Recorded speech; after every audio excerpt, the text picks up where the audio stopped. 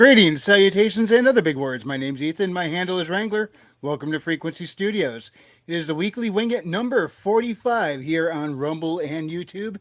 And starting off episode 45 with me is the Readout Dude. Hi, man. Yes, the IronAge historian himself. And man, you had to dig deep into your brain last week when all the topics somehow got that history twist. And did you feel like you were being drilled at any point last week? No, I just normally when that rabbit hole opens, I don't try to open it wider. I just get sucked right down into the middle of it. And I go down kicking and screaming, making sure that I am not taken alive by any other rabbit holes. But in my case, it's not normally rabbit holes, it's mystery flesh pits. Don't go into a mystery flesh pit. Yeah, especially the Sarlacc ones. I hear they kind of sting. Nor the ones under Texas. Those are scary. Yeah, well, Kevin Bacon can handle them when he gets back from Dune. That's true. All right. The first one here at the show tonight, before any of us, was Fu Man Blue. He hopped in, said, "Smash that like button, Foos." Thanks, Fu. And Chill Kid also hopped in there and commented, "Consider it smashed." So thank you, Chill Kid. Good to see you tonight. Tim Allen's here also. He says, "Let me just get comfy here." Good to see you. We got Guilty. Guilty Gearhead says, "Hey, hey, hey." And Andrew Campbell with big ups from down under. How you doing, man? A.S. Bernard has also joined. Evening, everyone. And Tim Allen says, "Hail to one and all." So, what you got on your mind tonight, Readout? Well, anything in particular? After last week, my brain kind of burned it a lot out. Got to recharge, and then I worked the rest of the week, and that there was no brain help cells. You recharge. No, I went from 0 brain cells to negative brain cells, and then I did get to recharge yesterday, and I am still recuperating. Not that I'm complaining. Sometimes a good mental vegetation is what's needed. Just don't mentally vegetate for more than 24 hours. That don't end well. Well, usually when I try and do that, I find myself having trouble not stopping. So, yeah, or trouble stopping now. It's like I could stay in this state for a while, for a couple of months. Oh yeah, maybe. Tomorrow, but tomorrow is Halloween, and yes, for the first time in a long while, I have Halloween off, which means I can marathon horror movies because I have not watched a single horror movie this month because I haven't had the time. So I'm going to make up for that tomorrow. So if you watch a horror movie, here's what you do. You watch Beetlejuice, followed by Candyman, and then we got to figure out which one of them would win. Beetlejuice versus Candyman. That'd be a wacky fight. I'd say Candyman. Tim Allen says, "It's the Devil's Night, the night before Halloween. Let's scare up some corpses and see how they tick." I think those might be bugs ticking in there. Yeah. All the creepy crawlies. I got a mouse running around somewhere. I heard it yesterday, and all of these lazy butts that are in my room haven't done a darn thing about it. I'm looking at you, Fred. And the other time you're hyper, but now you're just laying right there. No, don't turn away from me. My cat's lying right here. I'm still waiting for him to even the score. We're 3-2 right now. I've gotten 3 mice. He's gotten 2. I have faith he'll even it out again now. Granted, I'm using traps and he's actually catching them. Show off. Now, he does his job sometimes. Hey, have you ever watched Firefly? I have not. I know of Firefly, and I know of basic plot elements, and we've all established that the show loves referencing Confederate generals for some reason, but more outside of that, I know it was 1 season, 13 episodes. It got canceled. Then Sci-Fi put Tremors on, and nobody watched that, and it got canceled as well. And I became very, very bummed. Yeah, and yes, Joss Whedon, the creator, had said that it was very much inspired by the Civil War. The whole premise of the show. But I was while driving to work today. I was flipping through channels, looking for something to listen to, and I found Sidetrack. And Sidetrack. Sidetrack's channel, he was talking about a potential Firefly continuation. Looks like Nathan Fillion, the guy who played Mal, is really pushing. He wants to do more Firefly. I think he wants to do a to streaming movie, and so this like rights have to be worked out and everything. Like Universal still holds the rights for Yeah. theatrical distribution. I So think what is their to do do they this, have like a but he wants preliminary plan? Like, are they uh, going as a continuation or spinning off in the as a universe? continuation, Okay. picking up right in the same timeline, the same continuity, no reboot or any of that crap, thankfully. But it's Nathan Fillion that wants to do this, and I guess there are discussions being had. But I think Disney owns Firefly. Oh Universal has, no. yeah, because when they bought Fox, Ah, Firefly went with that yeah, package. that makes sense. However, Universal still holds movie distribution rights, hence the movie Serenity.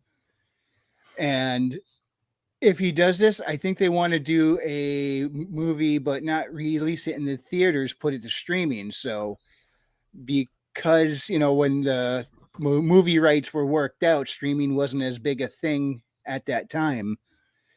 They might have to go to Disney and say, "Hey, can we do this?" and get their permission because Pretty technically it's not a please. theater.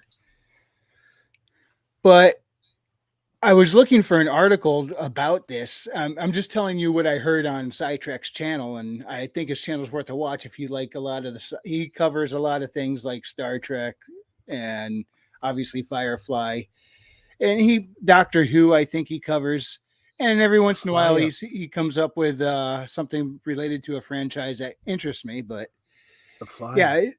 yeah, he was talking about this, but I couldn't find an article before the show. I was hoping to find one and dig into this a little bit. But word is Nathan Fillion would like to get Joss Whedon, even though he's kind of got a black eye due to past behavior. He's like would like the really he's everybody from the Firefly crew in interviews said they never had those issues with him and they would work with him again because they've heard the stories but they've never seen it themselves. He's never been that way towards them. And it seems like they'd all be willing to work with him again. And most likely Nathan Fillion is hoping to have Joss back. Not only is he the creator of the show, but to write and direct the script. But The cats are on the prowl. yeah, get that mouse. Yeah, but that show was unfortunately killed before it should have ended. And when you get the chance, if you're looking for good sci-fi, I've because it's always so wanted to heavily get referenced onto to the it. Civil War, yeah, the I mean, it's like personalities of that show are what really made it, though. I've watched scores of shows that everybody says, "See, Firefly stole from this," or "See, they're stealing from Firefly." So I've watched the periphery of inspiration of Firefly, just not gone in the middle. I've not gone to the hedgy middle. How's it going, Herman? Hey, what's going on? We're only going to be on for about 15 minutes, but thought I'd come on and annoy 1459, people. 1458. Well, the 15 minutes will be better for it. When Mississippi 2, Mississippi 3, Mississippi 4, Mississippi. All right. Tim Allen says, no, you watch the original Universal monsters, Dracula, Frankenstein's monster, the Mummy, Wolfman, and all the rest to binge. Can I get Brendan Fraser's The Mummy in that mix? That's the fun one for me. I actually kind of like the remake of The Wolfman with Benicio del Toro. I have not seen it. It's pretty good. They shouldn't even touch Firefly. Andrew Campbell says, sounds like Nathan Fillion needs work. I would have agreed with you, Herman, until I found out it was Nathan Fillion wanting to do it. And well, they'd have to bring back the whole cast because it wasn't just one guy that led that thing. It was it was a group. It was Adam Baldwin and Morena Baccarin. Jewel State. Yeah.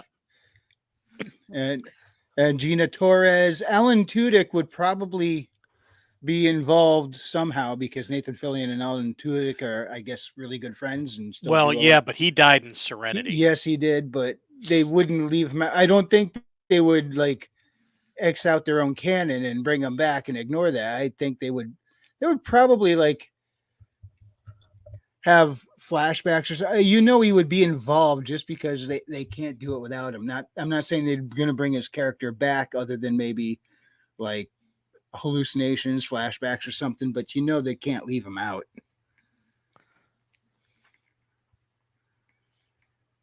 No, Billy Bob's here. Shh. Don't say anything. Well, if Billy Bob's not going to say anything, then Tim Allen says ABC ain't playing him enough anymore for his role in the woke cop show, The Rookie. Well, any port in the storm, I guess.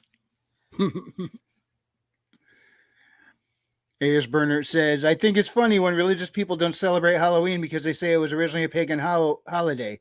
Halloween is a Catholic holiday instituted by the Pope in, I believe, the 6th century. Yeah, it was All Saints' Day. But I mean, Yep. It's also Samhain, which was the new year. It's like the harvest has ended and it's a new year beginning. It's like their new year was, their reset of the year was right before the start of winter instead of, we go by the solar winter. Yeah, but I think that was only like, I think like the Celts and the Picts that had that. I don't think anybody else did, but whatever. Yeah, it was. Yeah, I think you're right. It's primarily Celtic. But the interesting thing about that is they believe that's when one of the 2 times of the year when the veil between worlds is at its thinnest. And at that night, they would have what's called the dumb supper. They would set the table, and then they would set places for the family and friends who had passed, and they would honor their memory by setting places at the table for that. And since they believed that's when the veil was at the thinnest, they wanted to make sure that the nasty spirits didn't come and mess this up. So they would take some of their stuff and put it outside as libations. So all the ghouls would come take the treat and not go in and play tricks. That's where the custom comes from. Or you can put in short how Roseanne Barr said in her show, they come for the candy because they don't got chocolate in hell. All they have is the cheap stuff. Isn't also the Christmas tree and the thing you hang outside on your door, and that shit like originates? Yes, it is. The Romans, no. It in there. We relabeled meaning, but pretty much we use the same traditions as some of the old pagans, and we just apply different symbols. The Christmas tree actually has a Christian origin, and I believe it's Saint Boniface, and it had to do with him eliminating the worship of Odin amongst the Germanic tribes. So he cut down their sacred oak tree. And when the oak tree came down, it took down a bunch of other trees in the forest, with the exception of a pine tree. He then used the pine tree to symbolize the evergreen life of Jesus Christ, blah, blah, blah, blah, blah. Yeah, but in the thing you put up on the door, that one, whatever it's called. Wreaths are wreaths. I mean, they just... Every culture has wreaths of different types. Yeah, so it doesn't really mean much of anything. It's the Christmas tree, and it's like Christmas tree and Santa Claus. Santa Claus, the name, well, actually in Germany they had two separate holidays, a St. Nicholas Day and a Santa Claus Day. Now the Christmas, but Christmas was never originally conceived to be a time when you gave presents. It was conceived as a holy, a feast day. And the early church had lots of feasts, especially during the winter, because you really didn't have anything else to do. But I mean, if you go through the calendar, and actually Christmas, the name Christmas comes from Christ's Mass, yes, which is just a day where you take the Mass for Jesus Christ. So a lot of the things that they say that it's originated from pagan times. There's some things like the Yule log that comes from Germanic practice. But I mean, but you're going to see cultural mix. Because you're going to see cultural mix. But the whole Christmas tree thing, that is actually a part of the Christmas tradition. So I thought that was something we snagged from the pagans. No, it does have. Well, it does. some saint went and chopped down an oak tree, and pissed off a bunch of Germans. But that actually has a Christian origin. And the Quick lights. sidebar. Do you know why the oak tree was considered sacred to Thor? I thought it was Odin. I think it was because No. Odin hung himself from it. Well, that as well, but oak trees get struck by lightning more than any other type of tree. Great. That's great. I got an oak tree right outside my window. I do too. I also have the lightning rod on top of the roof, and the wire comes down right by my window out here. So sometimes I step outside for a cigarette, and I look to the side. I'm like, "Yeah, storm coming in." I'm standing right there, Yeah, and well, we had a tree trimming guy over earlier this year, and he said, yeah, you might want to take out that oak tree in your neighbor's yard. All it takes, if that one limb comes down, it'll take out your garage. And now you're telling me that it's most likely to get struck by lightning. Yeah. So, but speaking of the cultural that's mix, great.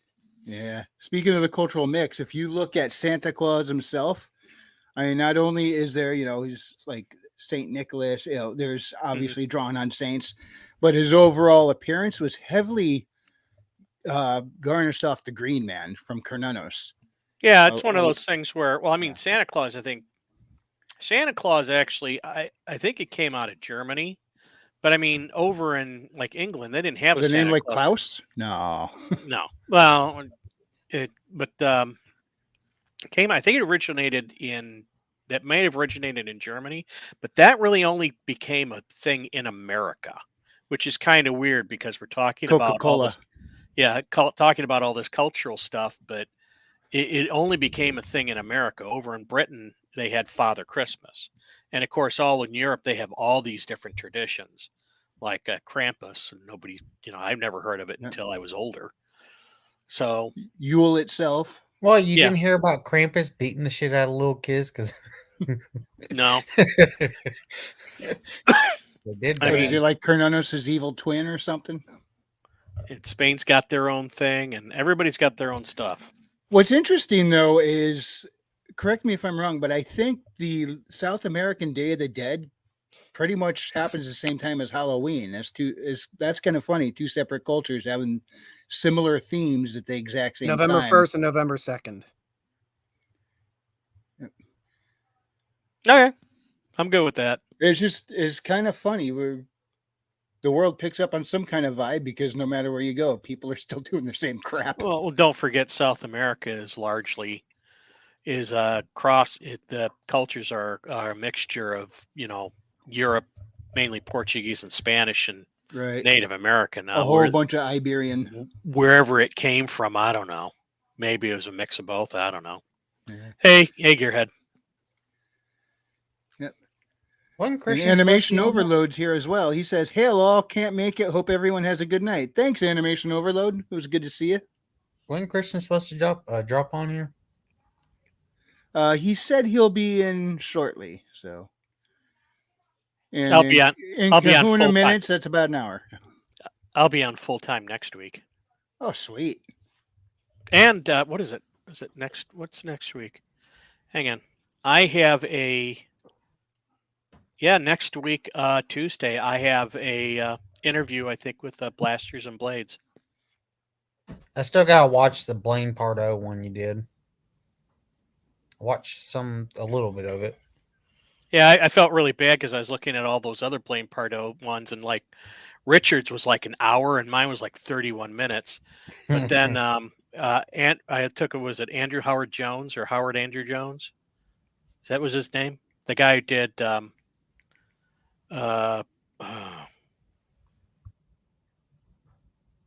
He just put out a recent book too, and I'm drawing a complete blank on it. But he just put out a book with Bain, and he had done an interview with Blaine, and his was only 30 minutes. So I don't feel so bad. Did y'all see the Gina Carano tweets?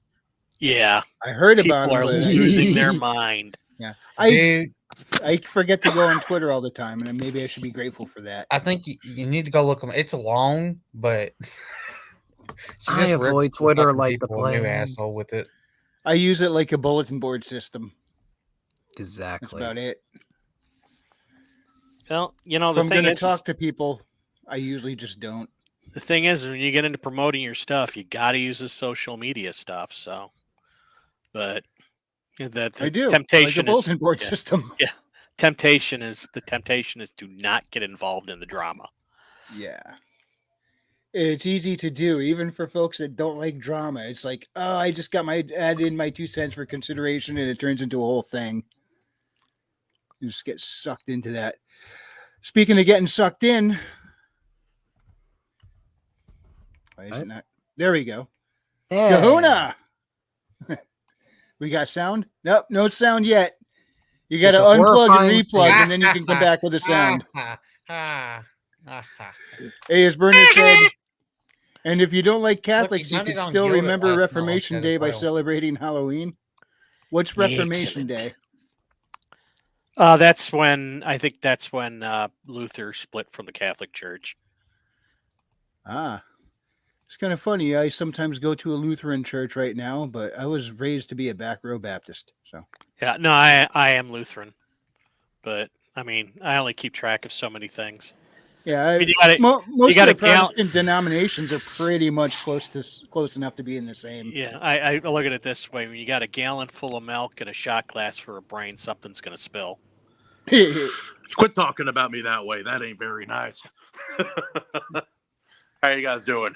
No, the mop has the additional brain cells on you, so it's like it extends out. So you just can't cut your hair, or you'll go stupid. He's gonna shave again and become babyface. No, I'm fucking not, dude. I hate doing that, but it has to happen every now and again, man. I don't know. It just doesn't feel right if I don't shave every now and again.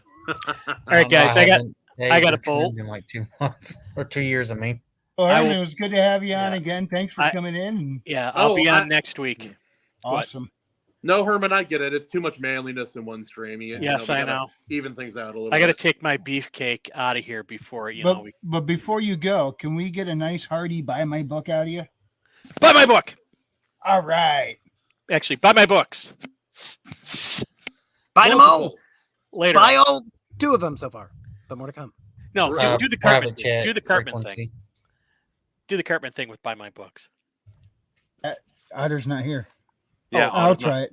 Buy my books. No, have to get. All right, guys. I thought it So was- You're I thought gonna it was go out. Redoubt. You're gonna buy his books. That was That Rico. was Otter. That was bad. No. Lord Otter. He does Eric. Okay, Cartman. I'm gonna have him record that and then put that in as. James said that too. I'll talk to you guys later. See you, Have Herman. a good one, man. Right now he's flying on a plane. All right. Ugh. Going to the chat, we got. All right. Tim Allen says the tree came from the Nordic holiday Yule. And Guilty says, have a good night, animation overload. Woo! Ultimate Kahuna double dipping. Thor said, no one else is allowed to destroy that oak tree. That's my job. Pretty much, yeah. Oh, yeah. So a while back in the middle of summer, I was asked by one of my coworkers' wife over the phone. It's like, hey, don't we have today off? It's a national holiday. I'm like, what the fuck kind of holiday? What? How is there a holiday, national holiday I don't know about? She's like, Juneteenth. And I'm sitting there like, I don't even know what the fuck. I had never even. I fucking never about heard of that until like 2 years ago is when I first heard of it. I know. And I I mean, it sounds like a worthy thing to celebrate. It's just, why have I never heard of it? because it's fucking 2 years old. Oh, I didn't know that. Yeah, it hasn't been around very long. I'm like, there's too many fucking holidays, man. Fuck my company. We take off 4th of July, Christmas, Thanksgiving, and that's pretty much it. Hey, let's just crowd them all together and take summer off like the school kids do. Summer? No, man. That's when I make my best money. No, I gotta work summer. How you guys doing? Veteran Day's coming up next month as well, isn't it? Tim Yeah. Allen says, no, the Day of the Dead lasts from October 31st through November 2nd. Crewman So a Blue lot of said, can I drinking. just say you're both very unattractive, but I'm very fond of you all. I'm not sure who that was directed at, but I just got here. Somebody say I'm not thanks. jumping on. Fu Man Blue, I'll take that. It's fine. It's okay. He's clearly not talking about me. Tim Allen clarifying, as in it's not a one-day affair. Well, fuck, they have their entire lives to celebrate. Why do we have to celebrate them now that they're dead? Wait, no. Oh, Wait, that's not. Geeks and Yeah, Gamers what had a was the video Dorito on it today. commercial? Tim Allen, a video on which subject? Is it the Halloween or the origins? Hold up. Someone needs to pull up the Dorito commercial. Y'all remember that shit The Dorito commercial. for the Day of the Dead? I don't pulled, remember, like- no. They That pulled, like, sounds her vaguely husband familiar. was gay, and he found a gay boyfriend in the afterlife, like her dead husband. Do none of y'all Wait. remember this? I'm starting to have vague recollections. I don't know if I want them to get any less vague. Read, Yeah, it was read like a out. Doritos Yeah, it commercial. sounded like you were having a stroke there, Rito. Heavily Music's here. He says, "Greetings," Let me see if I can find that, by the way. followed by Kikoman. Heyo, Oh, yeah! show me, show you, Kikoman. You say show me, show you, but I'm here to tell you. I've already seen it. Anyway. Andrew Campbell says, "Twitter is okay. The Discords and Gilded doesn't work for me." For what? Oh, I think we were talking about social media before. How social media is a good for Yeah. marketing yourself. Yeah. But I just yeah. kind of use it as a bulletin board. I don't really interact on. I'm there, but I don't really interact on it. I just post stuff. Yeah, you do. You interact on Gilded a little bit. Well, Gilded. I'm talking about things like that's a private group, whereas not just out in the open like Facebook or any of that stuff. I don't even have a Facebook. I fucking do. I got one back in like 2006 or 2007. No, it had to be 2007, but it was freaking a long time ago. Yo, Skunks! Skunk's Workshop. He says, "Kiko Beam." Kiko Punch! Oh, Hold on, Kahuna. what's up? Let me just find the right spot here. Hold up, I And- found that commercial for y'all. all right, do the Kiko punch again. Kiko Punch! Oh, you can... There you go. Oh. Frequency, Oh. I posted it in the Gilded chat as well, the Doritos commercial. I just want to Alrighty. refresh everyone's mind on it. I should have gone down to the office before starting the stream. I got this piece of artwork recently that would be really fun to show on stream, but damn it, You know you It's all the way can down still there. head to the office, right? not while I'm on stream. You can end it and then come back. This is true. That's true. Doctor, Mister, show me, show you. There you go. Dr. All Mr. right. Senior. Frequency, you need to pull up that commercial now. We're almost caught up with the chat. Then we'll pull up the commercial, and then Readout has something you wanted me to look at as well. Yeah, that was Yeah, the Gina Carano. That's right, Billy Bob. You know your place. You'll wait your fucking But turn. listen, they associate with each other. That's all I'm saying. Who's that? Gina Carano's tweeting her messages and the Doritos commercial. Oh, oh no! How do they I'm scared. You know what I love? Wow. I like looking at commercials from foreign countries because they don't play by the same rules most American companies do. AKA, Yeah, The just Japanese focus commercial on- made a big stink. I just want to remind people of the Doritos commercial because it was so fucking dumb. And it was, it was like her brother or her husband or whatever, and he found like a gay man in the afterlife, and they were so happy. Oh, that sounds just grand for them. Ugh. Or it's like that whole joke about the 72 virgins, if you believe in Allah, and you get there just a bunch of gamer guys sitting up there. Or just 72 land whales. Like SJW land whales.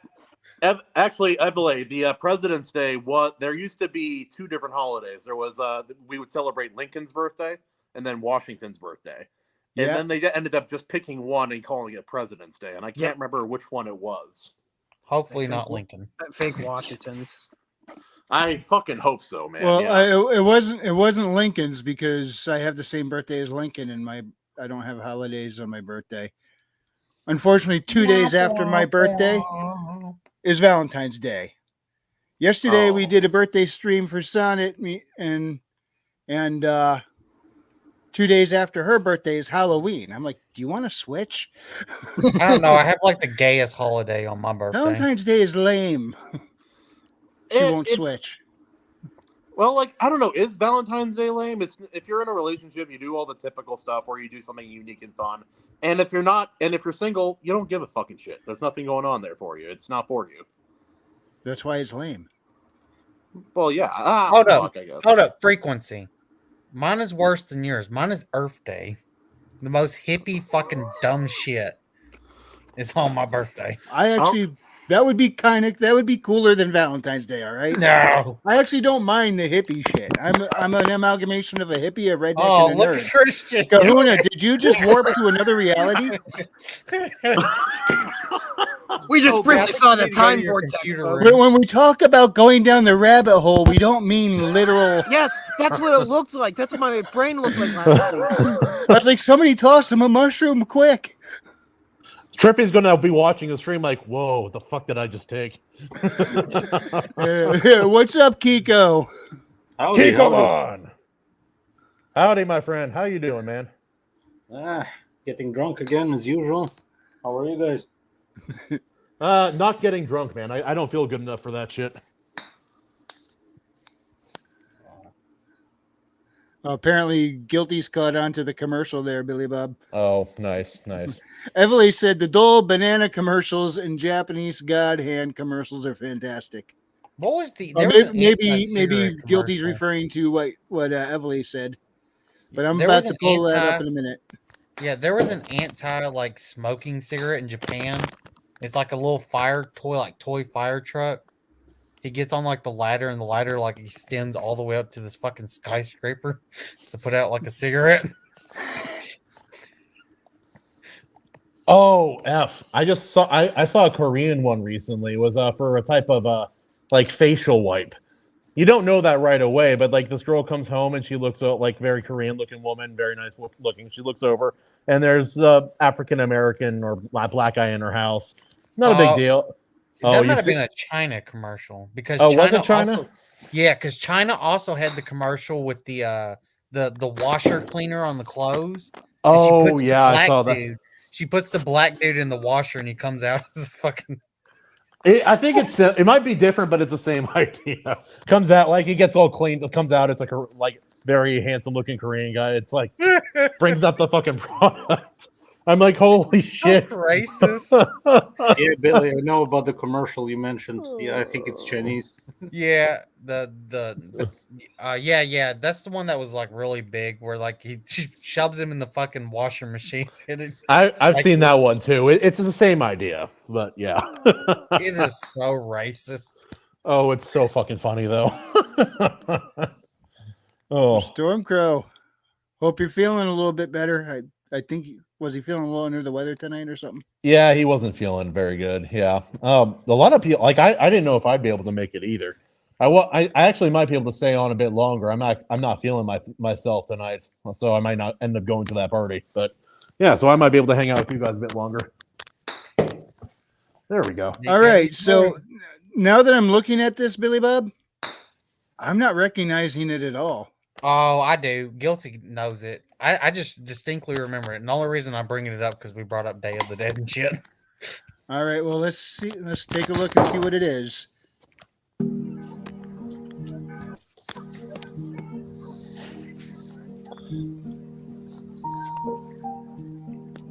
Oh, You yeah, guys can hear it, right?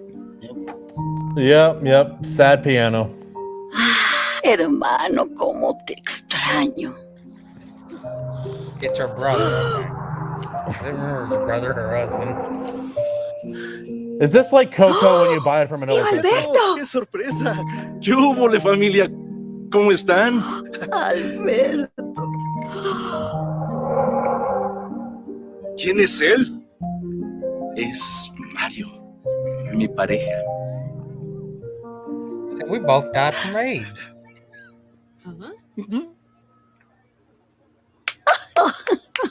¡Qué milagro! Creí que este iba a estar solo para siempre. Alberto. Ah,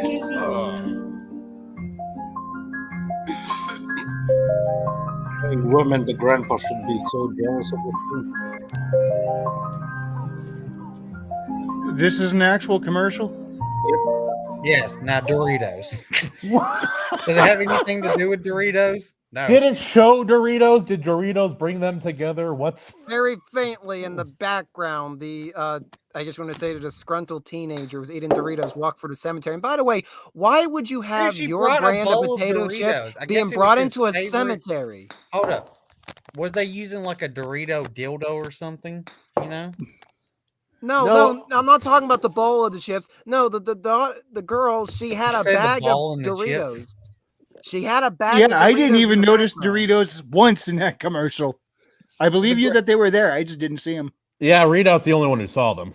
Yeah, they're there because it pissed me off because it's like, why would you walk into a cemetery chomping on a bag of Doritos? Why What? would the brand want that to be how they're marketed in this commercial? The label's there. It's distinctly there. I saw it. It's like, hey, we're here to honor the honored dead. Yeah, what You know the what? hell is You know that? what Readout's like? Do you remember from Monster Inc? Like the dude who gets the sock on him, and he's getting like PTSD and shit Yeah. from when they Oh, like yeah, shave him and yeah. shit. That's Yeah, they keep Readout on taking right now. him down. Yeah. He's like just going about his day, and that commercial comes in and just violates him. They're right in front of us. I forgot what he done in the movie. In the movie, I think he put the fucking sock on someone else when it happened again. Yeah. His partner was about to call, basically rat him out one more time, and so you'd have to go through the chemical bath again. And he's like, shoves him in there. Also, was I the only one watching that commercial? And like, is this what happens when you order cocoa from Malaysia? Is that what this little movie is? Wasn't No, Coco an this actual is good movie?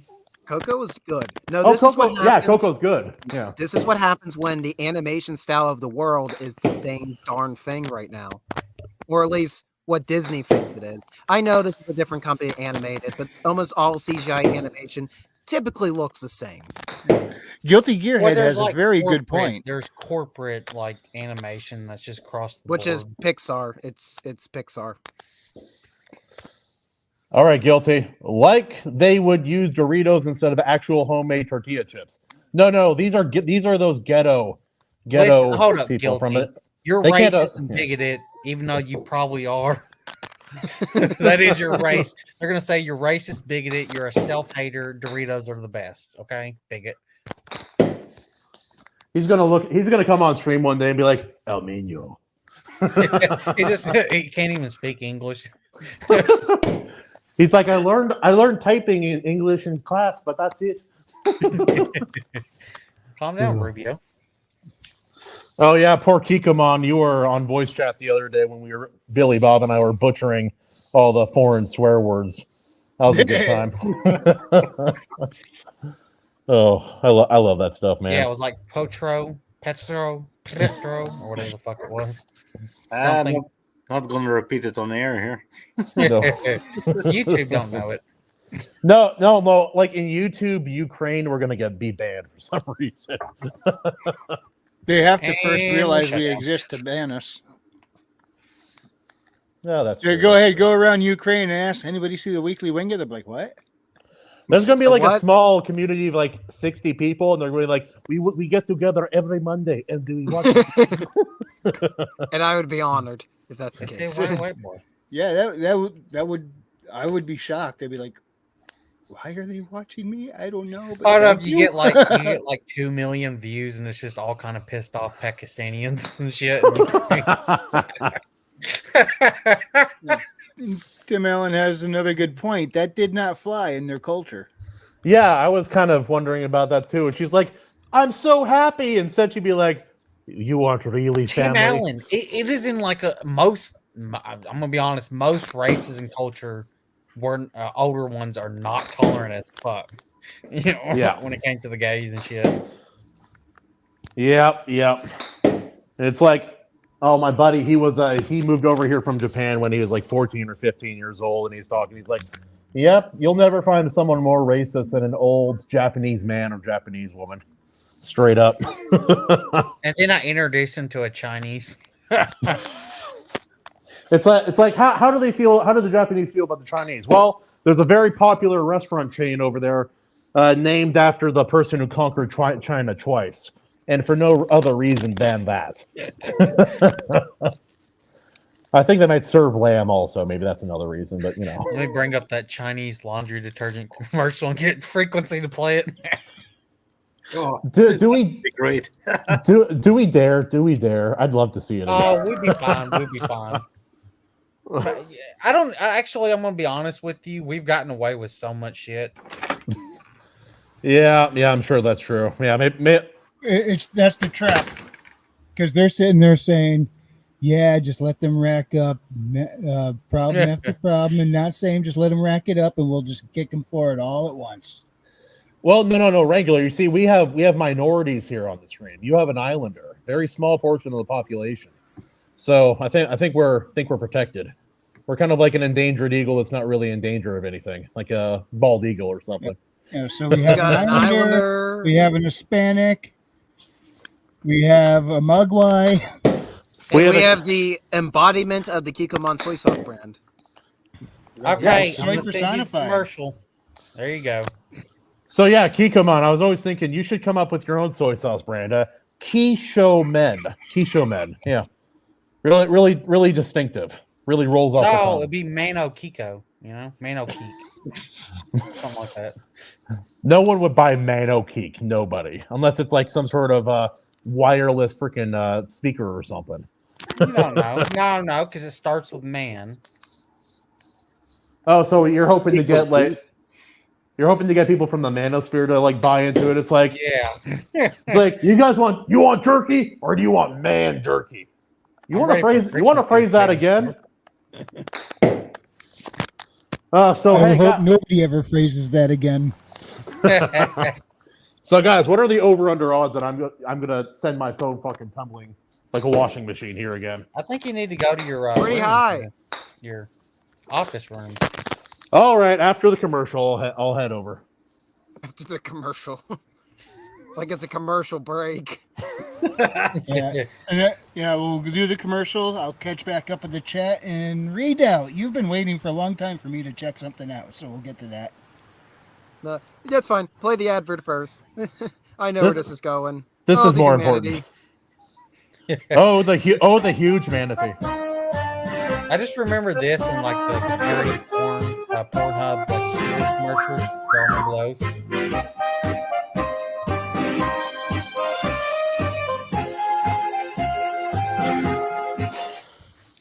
Holy crap.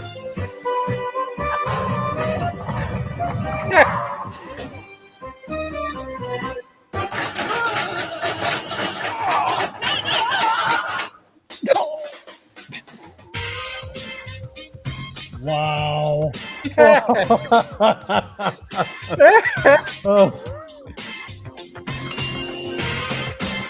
改变只是一颗俏皮洗衣溶珠，俏皮全国招生热线400-800。 From the country whose political party is backed by almost every major American media outlet.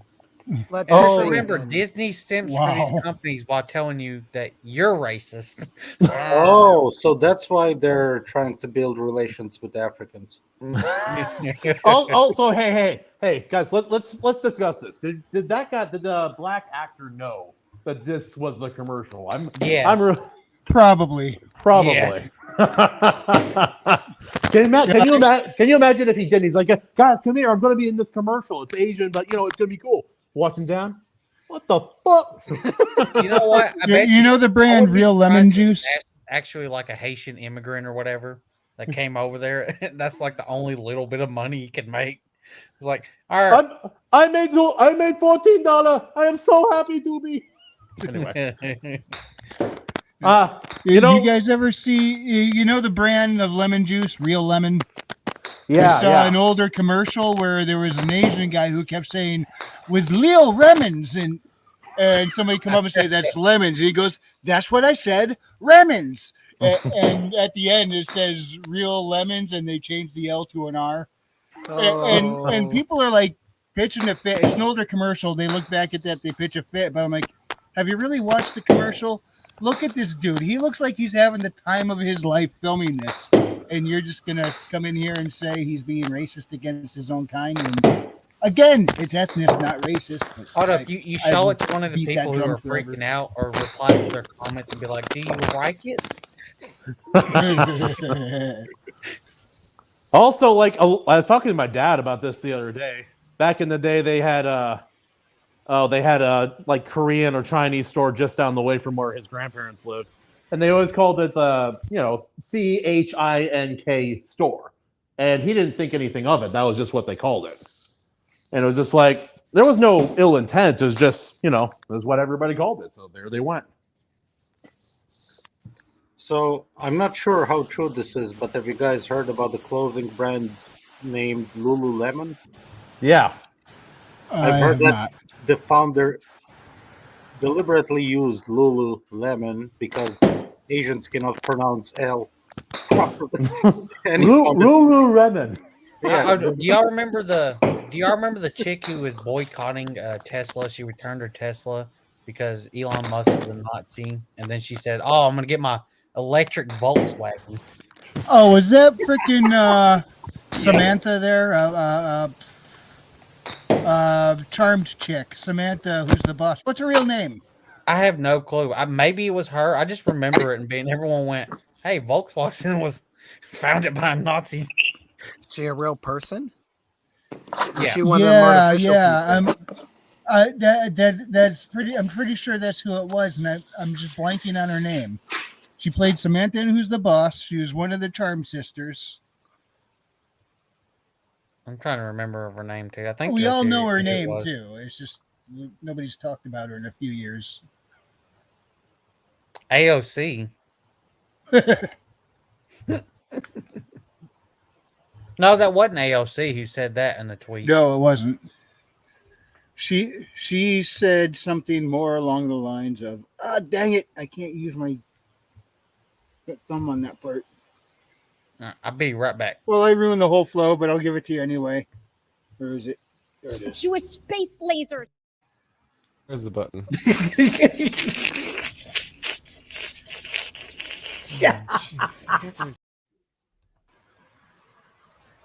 Okay, Tim Allen said, in World War II, the Japanese occupational forces experimented on over 300 Chinese in the city of Nanking.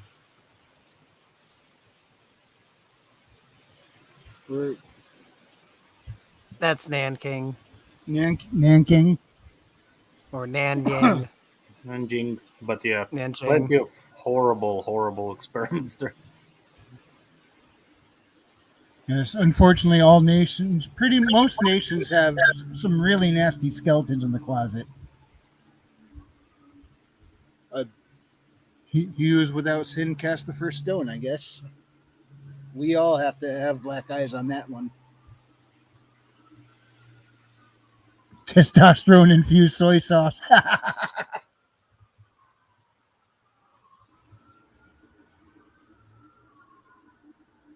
So have any of you guys seen Into the Pandaverse? Oh, Or yeah. joining absolutely. the Pandaverse? I don't have Paramount Plus, so no. I know of scenes, but no overall. Literally just last night I've seen that. That was some funny shit. Oh, I'm still trying to remember the name. I have a computer here. I could just look it up. But yes, no, AOC said that in an interview. I kind of lost track of who's referring to what. Adidas origin was news to me. What, did I miss something about Adidas in the chat here? Or did something else? Or did one of you guys say it and I missed it? No. Oh, Alyssa Milano. Thank you, Guilty Gearhead. Adidas and Puma. Oh.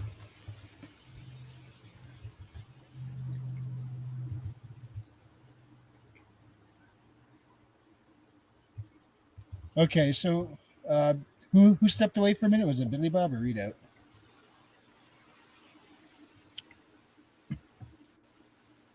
Or did I lose you both?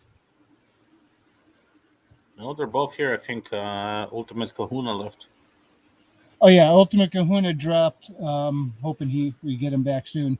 No, one of them stepped away from the keyboard. I'm thinking both of them did. But we need to bring up. Nope, I'm here. Okay, so I'm gonna bring up that thing you sent me in the Gilded. I'll put that up in T-Sauce.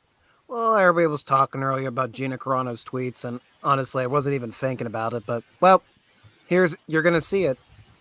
It's a thing that happened. One of the many things that happened on Twitter.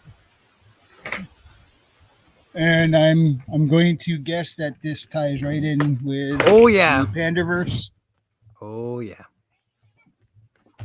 You'll have to pick the second image because the first one I didn't have the full comment posted out. Okay. Yeah, so what did you think of it, Kiko? The Pandaverse. Not as funny as I thought it would be, but hit on all the relevant points. Yeah. Now, Call Me Chado did a video on it, and he had a bit of a different take. He said South Park actually missed the mark on this. As much fun as it was, they did miss a key component, and he made a good point. I don't care. I still I still enjoyed it, but what he said is the mark that they missed is where Disney hates on their present audience and starts looking for an audience that doesn't exist. And yeah, that element they didn't hit on, but still, I mean, I'll take what we can get at this point, you know. I will call that a cultural win. Well, I did find the depiction of that alternate universe where everyone was a female of color quite hilarious. I've never seen it gone to that extent, but I think it was kind of to the extreme of that. But yeah, it was fantastically Now hilarious. you need the second image. The second one? Yep, the one right after it.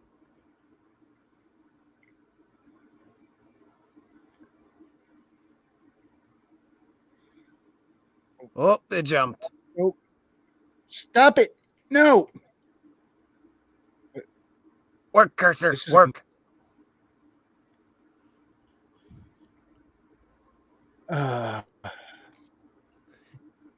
One small swipe for Wrangler, one giant swipe for Wrangler kind. There we are. Okay, here we go.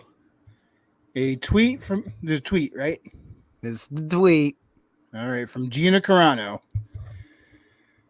And it says, this is the part where KK demands any YouTubers get censored off of YouTube for sharing and laughing at this hilarious episode. She'll have YouTube disable all thumbs down options because of the ratio she'll receive. Then she'll have her publicist ghouls make sure Variety and Hollywood Reporter run hit pieces about South Park creators and their families, smearing their names through every useful idiot she has under her thumb who would sell their soul to work for Lucasfilm. She'll activate her online mob to repeat that South Park creators are racist, bigots, transphobes, and demand that South Park creators publicly apologize by only using words she approves of. And finally, she'll demand they subject themselves to a re-education course of 45 people in the LGBTQ community Zoom call to sit there and listen of how badly they got their feelings hurt over all the little boop of South Park episode. But maybe, just maybe, the jig is up. You know what would be awesome? If they said, yeah, come in for one of these struggle sessions, and they said, okay, and they go in there and all they do is start laughing at all of them and making fun of them. All right, I'll go burn this bitch to the ground. Woo! Honestly, that's not too far from if they're like, you're gonna do a struggle session, like I can see Trey okay, and but Matt you going don't want in me there to and do just that. ripping into them. I'm gonna sit there. I'm just gonna turn into asshole and say insensitive things on purpose for my own entertainment. You want me to join? I'll Disney's join. already trying to sue them. And how the fuck do we even have words like this? Yeah, I think read out. Weren't they trying to sue them over the when they done like the Jonas Brothers shit? Like Mickey So many Mouse. people have tried to sue them. Very few succeed. Such as when they did the Worldwide Privacy Tour. It's the Worldwide Privacy Tour. But I Actually, just want Disney to go harder on them and do smear pieces so they'll do more episodes of shitting on Disney.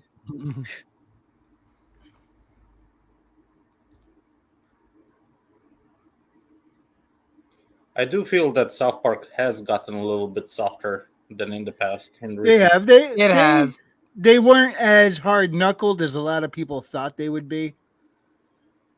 But I kind of see why they wanted to have some kind of try and make you see both sides, because that's what they do. So they had to have Cartman and Kathleen Kennedy reach some kind of agreement in the show. But it was just kind of hilarious. Like you got comedy? Cartman and Kathleen Kennedy in agreement as multiversal variants of each other. I mean, it's so perfect. Make it lame and gay. Put a chick in it. Make it gay. Put a chick in it. Make it game. Did you watch? And make it lame. Did you watch the 2 movies prior? So I just registered to Paramount Plus yesterday, literally just to see that movie. But I watched the one prior to it with the streaming services. Have you seen that? The Streaming Wars. Yeah, I Streaming did Wars. not. No. I found that one way more hilarious. I saw their future one. The funniest joke that still holds up to this day is when they had Macho Man fucking entered like the world's like the women's Olympic, or not Olympic, but it was like the local whatever competition. And you have like the one woman who she's like all excited, and then he's like, "All right, I'm gonna introduce you to your opponent," and then fucking Macho Man comes out. Randy Savage. And he Identifies gets a woman now. promo. And make it lame. If I pull that up, we might actually get copyright struck for that. Yeah. But it's so fucking hilarious. Yeah, so does anybody care if we have spoiler discussion on this? No. Nope. All right. Yeah, it opened up with Cartman having nightmares about everyone he cares about being replaced with diverse women who complain about the patriarchy. Well, he also has his mother check under the Eric, bed. Kathleen Kennedy is not Kennedy's hiding under there. your bed. Yeah. Now, what's Which, great is hold he up, has here's a the thing. This is why I would say this is why South Park is great, because it does joke on both sides, which makes it even better. Because there are, let's be honest, there are channels that are like that with Kathleen Kennedy. So Oh, absolutely. You know, she's the boogie woman. Well, that's where I think they didn't go so far, too far with that, right? So the Cartman replacement was a heavier black woman, but not an obese black woman. Oh, you wanted them to go further? Yeah, absolutely. I thought the alt universe Cartman was freaking awesome, especially after she has the guys running around using underhanded tactics to gather up all this computer shit. And she's like, "No, we need more internet speed." And then finally, we got everything together. I'm like, "Okay, and I'm in." And what are you doing? Playing Baldur's Gate. I thought you were trying to get back home. It's like, I'm not a quantum physicist. I don't know how to do that. I just want to play Baldur's Gate. And Kyle's like, "You are Eric Cartman." What was it? The only criticism I really heard was that they didn't go too hard on Bob Iger. I don't know about that, because it was funny how they kept having him cower to Kathleen Kennedy on one hand, and then when the real Kathleen Kennedy comes back and says no more pandering, he's like, sure. And almost like I got the impression that he was crossing his fingers behind his back if they were that into the animation of it. But no, but seriously, it looked like he wanted to go do more pandering himself. The way he said it. So Hold up. They could. It looks like they left it open for him to be the next big bad of the Pandaverse. Listen, they could have had the animation there. They had an animation of Macho Man's Randy Savage's dick and balls, like stuck to his pants, fucking flopping when he's doing his dancing and shit in the skull room. Everly Music says, "All right, y'all, gotta bail. Till next time." Everly, thank you so much for stopping in, and check out his Kikoman song. That link is in the description below. Oh yeah, it's fantastic. RH Snow, hail and welcome. I jumped it too late. I'm sorry. We've been busy all day today, and I just posted my 100th video, and so I was like, Oh, wow. gotta go up on Reichler's thing. So I did. How you been? Oh, we had a busy day today. My husband, he was in a big wreck in the spring, and this was his 6-month trip, and he just finished all of his PT. And actually, I made a little video about it, and I stuck it on my thing where we actually danced. He actually got up and danced after a major spinal injury, and I was like, oh my gosh, it was like such a big deal to me. So I didn't even do my 100th video about the book or anything else. I did it about life because life is beautiful. Woo. Guilty Gearhead says, "Hail Snow," followed by Tim Allen saying, "Milady Snow, hail into you." Tim, I love you. Yay. I see all y'all stellar people up here. Look at all y'all. What y'all been talking about? South Park. Really? Oh my gosh. You did that latest one with Kathleen Kennedy. Oh my goodness. It was so much fun. Oh my gosh. No, I did. I watched it. I was like, it was absolutely, it was brilliant. And in some ways, I mean, it's hard to watch. It's hard because I know people go into the industry thinking I'm going to change the world and it's going to be great. And it is hard. I try not to. And then they become assimilated like the Borg instead. Well, that's the thing. All of us need to take this to heart because we're IronAge creators. Kathleen Kennedy at one point probably started off like one of us. She started off thinking, I want to tell stories. I want to be this person. And we need to remember that too. I mean, there was like a weird, she had like a weird video. I think it was Red Letter Media found it. Mm-hmm. Where she was like a hippie, like tree hugger. Well, yeah. Now, am I mistaken? So she was always crazy. Yeah. Was she? Oh, sorry. Did she do Hurt Locker? I don't know. I'm trying to remember if she did Hurt Locker or not. I don't remember. I know that it's hard because I hate criticizing other people, but I know that we need to be able to critique ourselves as well. And so if she's made more money than I'll ever make. But hold up, RH Snow. Yes. What? I get what you're saying, but she managed to tank one of the most profitable franchises in the world. I know. Fucking Star Wars. I know, and that's what's so hard about it. Is that well, she didn't do it on her own. I actually bailed. Oh no! She does lay the blame on this. She does not get the skirt. She hired every one of those people. Yeah, this is well. You see, even before then, I have. Okay, this is me. Y'all are gonna hate me. I pretty much I never did get on with the prequels. I never really was able to do that because I saw the first set. I saw it in the theater. Like and I've told y'all this before with my father. When I'm 14 years old, I see A New Hope on the big screen, and I'm there for that whole experience. And the finally the hero comes back and everything like that. And because that experience was so pure, and it was at the time, and I saw Han shoot first, and I saw all that stuff, and so I see that experience. And when it starts to change, when they start to try to put in the CGI and take out the scenes where they thought that maybe when they retroactively went back to try. Well, that was George Lucas, not Disney. And so I got Disney never fixed it. Actually, someone I think you can still get it. It's the despecialized edition. Yeah, you can, and you have to look for it. And so but because of that, I started stepping back early before the prequels came out because I was like, this is my experience with this film. I don't want somebody manipulating my experience and what I remember. And so I started kind of stepping away from it. And I just really never got into it because when we watched it in the theater, the Force was a religious type of experience. It was something that was so unique in that era to see that on screen. And then by the time we get to it, it's the midichlorians and it's everything else. Well, don't worry. George Lucas, when he introduced the midichlorians was the only thing about the prequels I couldn't stand. Yeah, he yeeted that fucking out. You don't get any mentions in the second, third one of that. Yeah, and so that's the sort of thing that I was like, and I know I have a lot of people that are fans of the prequels as well, especially the big battle scenes and things like that. But so I just sort of at that point, and actually what I would call a fangirl because I saw it with my father, and my father was so dear to me. and passed away when I was young.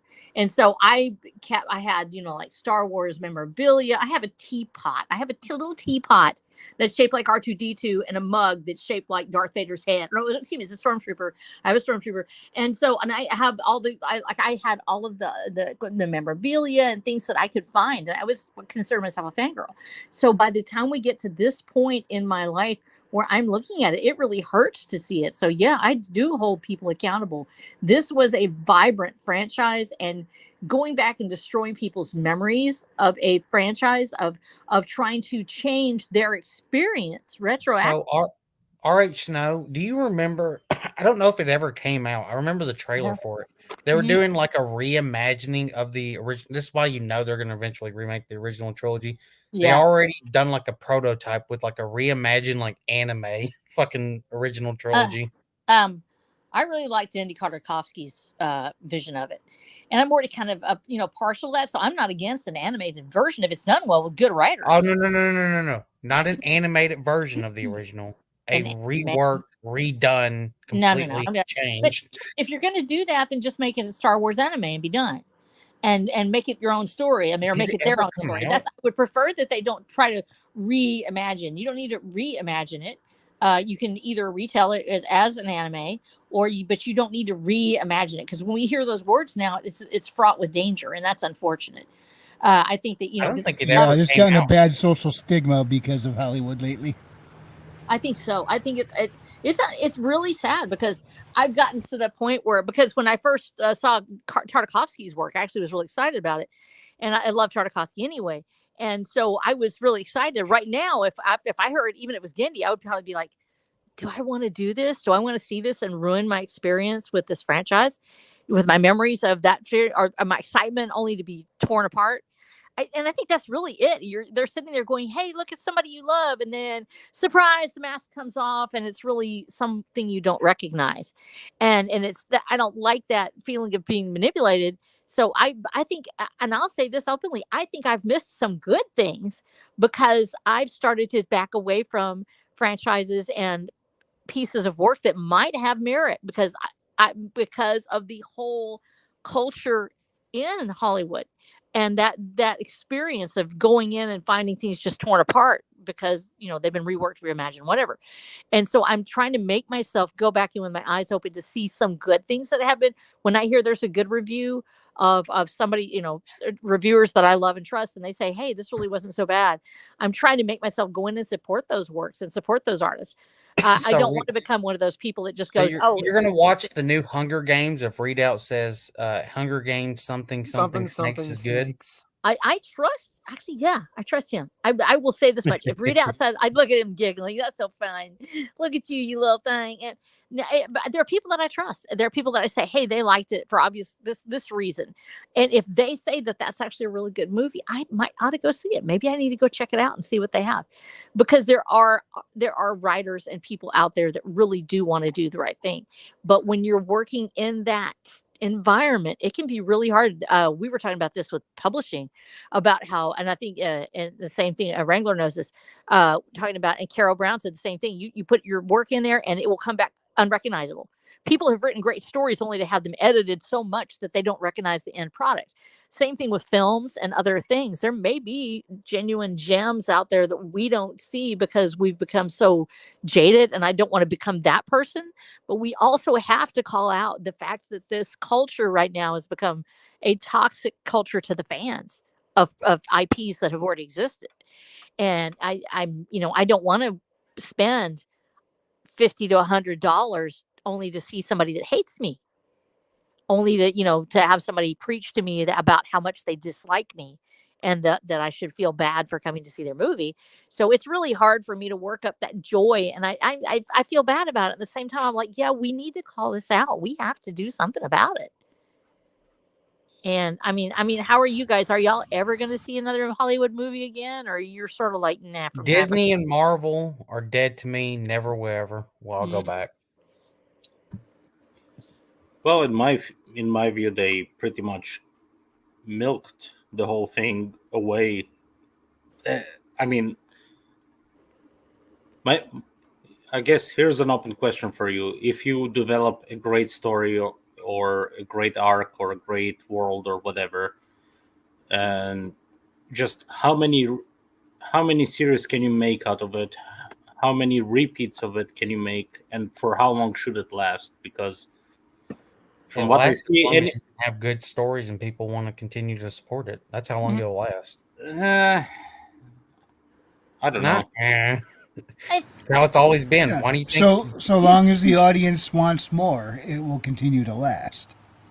Yeah. But if you start making crap, they're not going to want any more. Well, I think that there has to be, for me, this was me personally.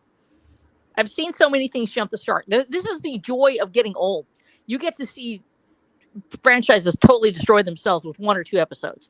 You see something in you, man, that should have ended right there, and then there's 2 more, episodes, and you're just like, no, we're not going to count this.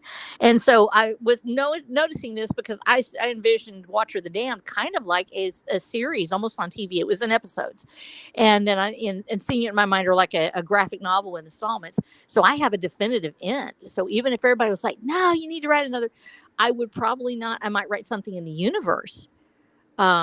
There could Well, be that's what we're continuation. talking about. Yeah, You can but have I wouldn't. The stories and story shit, and you can ends. end it with the original Yeah. characters, but you can explore different Yeah, I different think that places in the world, universe, yeah, whatever. I would say because there's so much out there to explore in a really good universe, and Blaine Pardoe and I talked about this about that. I was like, do you really think that audiences would support a 12 to 18 book series? And he was like, yeah, of course he's done this like 100 times. He's like, he's got war, battle tech, to the 100th book or whatever. I've forgotten how many he's got of those. Land Yeah, and Sea, he's already on his 7th. And so he's like, as long as it's quality and as long as it has, a beginning, a middle, and an end, if there's a story there.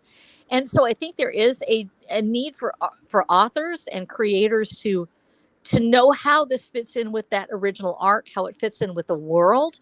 But once again, if we look at things from a franchise perspective, think about like we thought about original D&D and tabletop RPGs.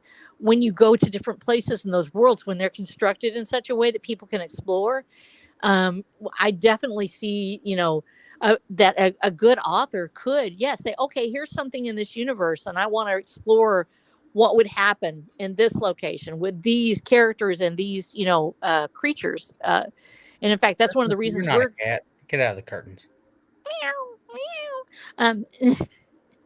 But yeah, I think that I would love to see. I'm going to probably make a big TTRPG open world RPG, because when Blaine Nice. talked to me about it, Blaine said you need to make this into a TTRPG, and we had talked about that being actually the 4th arc of the series.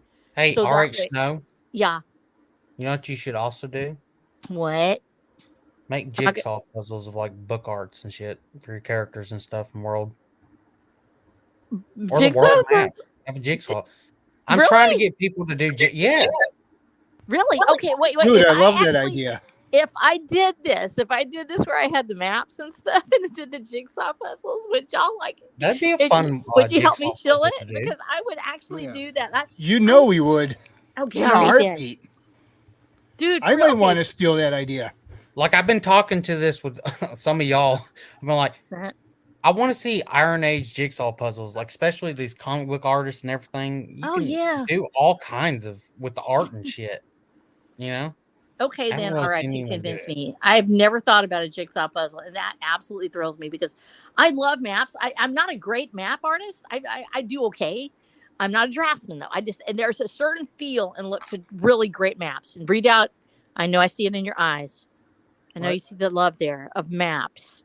Oh, maps, yeah. Beautiful, shiny maps. Or the old Cartography. Yeah, we're ones. talking about the maps that actually go on. They don't go on walls. They go Yeah. on tables. Yeah, but that's what I'm saying. That you have, so yeah, basically you've got 2 different things that if you married this with the TTRPG thing, you would actually make a jigsaw puzzle that was big enough you could actually put the little figures on it. And then you get double your money, but yeah, I love maps. And so I usually have a map with there's at least a map in every 2 to 3 books. There'll be a new map introduced when the world opens up. And so I've been working on that, and I had like a really rudimentary one this time because the character drew it on a napkin. Because I always make it in world. I always they find these and they're like, they pass each other the maps. So they end up getting him on stuff like like the character the gambler drew it on the back of a napkin. So it looks like it's a napkin. It actually has rings on it, like somebody put some coffee on it or something like that. And Oh, cool. I know, but I don't know Big if ass anybody wants cat. that on a jigsaw puzzle. And the other one was one that the character sketched in his notebook. So I actually it looks like I actually put a real notepad on like a copier and just printed it. Instead, I drew the rings on there and everything Well, to the make fun it thing about photorealistic. jigsaw puzzles, as long as it's not like a blank image, you can do mostly everything. If I did something like that, I would actually that's so fascinating. I would want a full color real live map. I would love to have a world map, like Texas with all the creatures. I don't know if y'all have ever seen the ones that were made like in the 50s and 60s. They were like bandanas, and they The would have the only thing I would recommend if you do it like a jigsaw puzzle is have some color variations so it's easy and have some or you extra make it stuff. easy. Do I Ooh, have the correct map on screen? Ooh, yes. And see, I think that would be too simple because it's just black and white. I also have Purgatory is the other one I did. You have that one? So this is this is the Watcher's own personal map that he drew by hand. And then they find one later that's by a draftsman. And my father was an engineer, so I actually put it in more to scale and actually took it off of like I had Google Maps. I actually did a flip and I changed up some features and then created another map. So I don't know if Purgatory is there or not. I don't know if I sent that one to you. Did I? Did I send you my Purgatory map? I'll have to send it to you because it's really. No, I grabbed this off of Google. Oh, you did? What? You found it on there? I typed in Watcher of the Damned maps. Dude, I feel famous now. I feel so famous. Yeah, that's me just hand drawing stuff and not even caring because that was like my very first book. And I'm just like, la, la, la, map, And so I drew all the stuff on there because my dad used to have all these bandanas that would have like the states on it. And it would have like Mockingbird is your state bird, and it'd have like pecans for your tree, And so I just did that one pretty much, except I put chupacabras and weird stuff on it. But speaking of which, look what I got right in the middle there. What? Oh, wait, that my chupacabra. Goats. My goats. Yes, actually, that is my goats, killer goats and meats. I've got yeah. During Sunday Coffee, when they were talking about the goats, I kept I put in there as like, or not Sunday Coffee. It was during IronAge nights. I think I sent a super chat saying, "Get a chupacabra, problem solved." Thank you. I am so sorry I missed all that. Oh my gosh, we've had such a crazy week. I think I was there for part of it. And I've been writing. So I've been trying to get this 8th book in the series, the 2nd book in the new series done. And I finally broke through. Have y'all ever had this thing where you're writing and you have like a stall where you're every time you read it, you end up going back in it and, finessing this one little thing, trying to work out this one little place. And you just stay there for like 2 weeks, just on this 1 or 2 paragraphs. That's yes. And it's not frustrating, but it's hard because I know that it's missing a piece, like a puzzle. And that's it. It's like you're sitting there looking at it going, where's the puzzle piece? What am I missing? And it's not that I don't like it, it's that there's something different. And I actually have to find it, and once you see it, all of a sudden you're like, yay. And so I finally broke through. I think it was on Thursday or Friday night, and I finally broke through the barrier and was able to close out the first half of the book. Oh, and good. so it was like, oh my gosh, it was so intense. Yeah, sometimes I'm stuck in a spot like that, and I keep thinking maybe that's subconsciously what I'm doing. I'm missing a piece from like that scene, but I'm not sure what. I feel more stuck. I don't know. I'm not sure how to transition, and I'll sit there and refine like the last chapter until it's like I keep thinking if I just go through and start refining, it'll just flow and I'll break through, and eventually I do. But maybe now that you say that, maybe that's what I've been doing without realizing it, is something down subconsciously realized I was missing a piece before I could continue. Yeah, you go back in. And I know. Thank you. Oh my gosh. What's up, guys? What's up? Hi, Storm. I love you. Well, Christian, how far have you got through your short story? Through my short story? Yeah. Oh, for Shalar or for something else? First, the other thing. The other thing. I've gone through a little bit. I deleted a couple of pages, but not very far. I'm having trouble I've never written horror before, and I'm having a lot of trouble Are you keeping it straight. Oh my gosh. This particular story is horror. Yeah. Hold up. Are you talking about the innocent tribe of the whites? Oh, the whites? No. There are horror elements in that. No, I've just been compiling my Dude. notes from different sources for that. I want But to no, I see was this. talking about Harlequin, an IronAge media prompt that I was Really? working on. Yeah. Oh my gosh. I want to Please see excuse so me bad. for one moment. You go for it, dude. You go You're for it. excused. Oh yeah. No, yes, okay. No, I missed this. I've been working on a Christmas project. Actually, Katie Ooh, with Periops fun. Express. Oh, has a you're gonna Christmas- contribute to that? Yeah, she asked me one, Fantastic. and I wrote that story as well this week, and so I had to sort of break off of Watcher to do that, and that's the first time I've done that in a while, and it was so weird because I had to shift gears, and then I wrote it and I started crying because it made me sad. I'm like, great job, and suddenly I'm like, I need to get back in the Halloween spirit. I need to do more horror. I love writing horror, but I don't know, mine's not really okay. Y'all, what is the scariest thing to you? Do you actually like the blood and guts type of, oh my gosh, this is horrible? Or do you like the suspense, like the eerie weirdness, like the something that just seems suspense. odd? Suspense in reading, for sure, suspense, because your imagination can fill in the details. Like, the less information that you're given as a reader, the better it is. I Like, don't you know. I give like just the enough for it to be someone getting ripped horrifying. in half or their head Like- chopped off or something. Like, if you look at like someone like Lovecraft or Robert E. Howard and the way they wrote short stories Yes. and horror specifically, most of their best work was not when they were hyper specific about things. Like, my favorite Robert E. Howard horror story is Dream Snake, for anyone who's read that. Ooh, time And to go see this. That story is horrifying. It spooked me. man. Dreamscape? Is it No, Dreamscape? Dream Snake. It's Dream based on a real life dream that he had that was recurring, and it was Crap. really it's in that one. It's like, it's not specifically about what it is. It's about the feeling, the inescapable Mhm. and ever consuming doom, and All its right, Snow. encroachment on your own life. Yes. Have you read Storm of Swords? No, I'm supposed to be reading it. Is that the Okay, third? now, slight spoiler. There's my actual all-time favorite chapter, and it's like a horror one, Oh yeah. where it's essentially you have like our main POV is not even seeing what's going on, but he's listening to what's going on and writing it down like on a fucking paper. So it's like the army of the dead fucking marching on the Fist of the First Men where they're at. Oh yeah. And he is just listening to fucking what they're saying is going on. Oh my gosh. And then, like, I think a little towards the end, he like sees an undead polar bear rip someone's head off and shit. No, dude, that might be kind of cool. Yeah, I think it has to build up to it. I think when I was slasher fics were really popular when I was younger, and I was like, I don't like seeing people tortured. It really bothers me, and I never wanted to get used to it. That's why I'm saying I'm so scared to read Blood Meridian, and I know that Stormcrow wants to do it, and I'm like, I can't do it. But what slasher is a little different, and then you have things that are more supernatural horror. That, like I said, that shock of the uncanny, of realizing something's wrong, of not knowing why. And the unknown, the unknown, yeah. Well, mysterious aspect. And makes I'll it admit, work. I actually liked, and a lot of people ragging. I actually liked the Sixth Sense, because I know somewhat about that. Not going to go into a bunch of details, but my family has what they call second sight. We always just accepted it, so we would talk about it like it was no big deal. Nobody's like, all goth or anything like that. It's like, Mom saw something today, and she's like, I'm going to go figure out what this is. And she was just that way. She would just warn you, hey, you're going to grow up, you're going to see stuff, just talk to somebody when you do and make sure.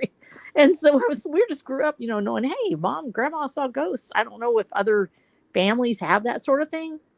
But there are a lot of Hawaiian families have stuff like that. Okay, cool. So I don't feel so alone, because there was a lot of Irish and Scottish in our family, and they would say, like, you can see the veil between the worlds, and so you can actually feel people on the other side. You'll see your ancestors and things. Real cool stuff. Oh, so tomorrow is going to be a lot of fun for you, and I would imagine May 1st is just as much fun.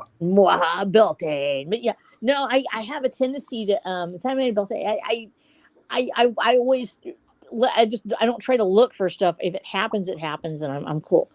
But when you know what that feels like to turn around and you realize there's something thin in the fabric of time before you, and you are reaching forward and back into a space where somebody may not be expecting you, or there's something looking for you, somebody, and you're like, what is this? And I have to, and you don't want to go fooling around with stuff you're not supposed to fool around. It's very specific in the Bible. Don't go looking for stuff, No. Now, if he comes and finds you, you go take him straight to Jesus. You just like, hey, I got a guy. Come on, let's go. Well, it's not. They're not. To bring up a point, it's not always bad either. Yeah, it's not always bad. I've seen some stuff, and I can talk about that. Oh, dude, I promised Andy I would talk to him about that, but you and I should talk about that sometimes too. It's Halloween. Come on, man. No, you do it with respect, and it always has to be on respect, and also with respect for the privacy of whatever it is, whoever it is that's talking to you. And so there's this weirdness about it that transcends just, I saw a bloody body, and like because I've been an EMT, I've seen some pretty terrible things. I actually have what we call it walking with the dead in our family. I'm always the person that sits with the dead bodies. We'll pull them out, and they're in terrible shape, and you can tell this person's passed. But we never like to leave people alone as EMTs, even if we know they're passed. We know that there's a space between life and death where people are still experiencing the world around them. And I knew that was and that is cold to feel. I didn't know that was an EMT thing also. Yes, it is. And there's a space between life and death. The brain is still active. You may think this person is passed, but they can still hear. My husband actually went through that when he was on life support. He could hear me, couldn't see me or feel me. And he was very close to death at that time. He had stopped breathing and was very sick. And so we talk about walkers between the worlds. You walk with the dead as they go through this process. You stay with them as the body cools. And it's about it when they've done it with work on brain wave activity. It's usually around 15 to 20 minutes. If there's not something that immediately just smashes the life out of that, can happen where life's not sustainable. But when you have let's say something happens and a person's bleeding to death, or their heart stops beating and the rest of the body is still sort of progressing through it, they estimate it could be 15 minutes where you have this period of the body continuing to shut down its little features and doing things. And so I'm the one that stays with the dead. And people have just always done it for me, and they know I'm not afraid. And there'll be a person that's literally unable to sustain life. They're missing parts, or something terrible has happened, or they've been found, even if they've been found sometimes weeks later. I had one guy that was 2 or 3 weeks into the process, and he wasn't in any good shape. But there is a place in that spirit experience where that fabric between the living and the dead is very thin. And there's medical death, and then there's true death. Yes, and that's right. The line is not usually in the same place where that is drawn. And obviously, there are stories of people who were medically dead and came back. And a mentor of mine who went to school with my dad actually had that, I think, twice, actually. Yeah, he was dead for 25 minutes one time. Holy and then came back, and he's like, oh, praise Jesus. It was a good time up there, but I'm back. Dude, I know, it is so crazy when you see this happen. And I think that, when you realize, and that's the thing, and Tim Allen's was talking about some of that dark stuff with the Necronomicon and stuff like that. I think because my family, it was considered sacred, actually. So we never had this thing that you would, if you were, it was part of you, who you are to experience this, and you are experiencing people that have loved ones have gone before to heaven, or there may be some reason that they're here that they don't know, they're stuck or whatever. And so you actually take them to God. You're like, you take them to do, I have this thing in my life. I want to talk to you about it. And it's a really strange place to be, because it acted as if it was normal.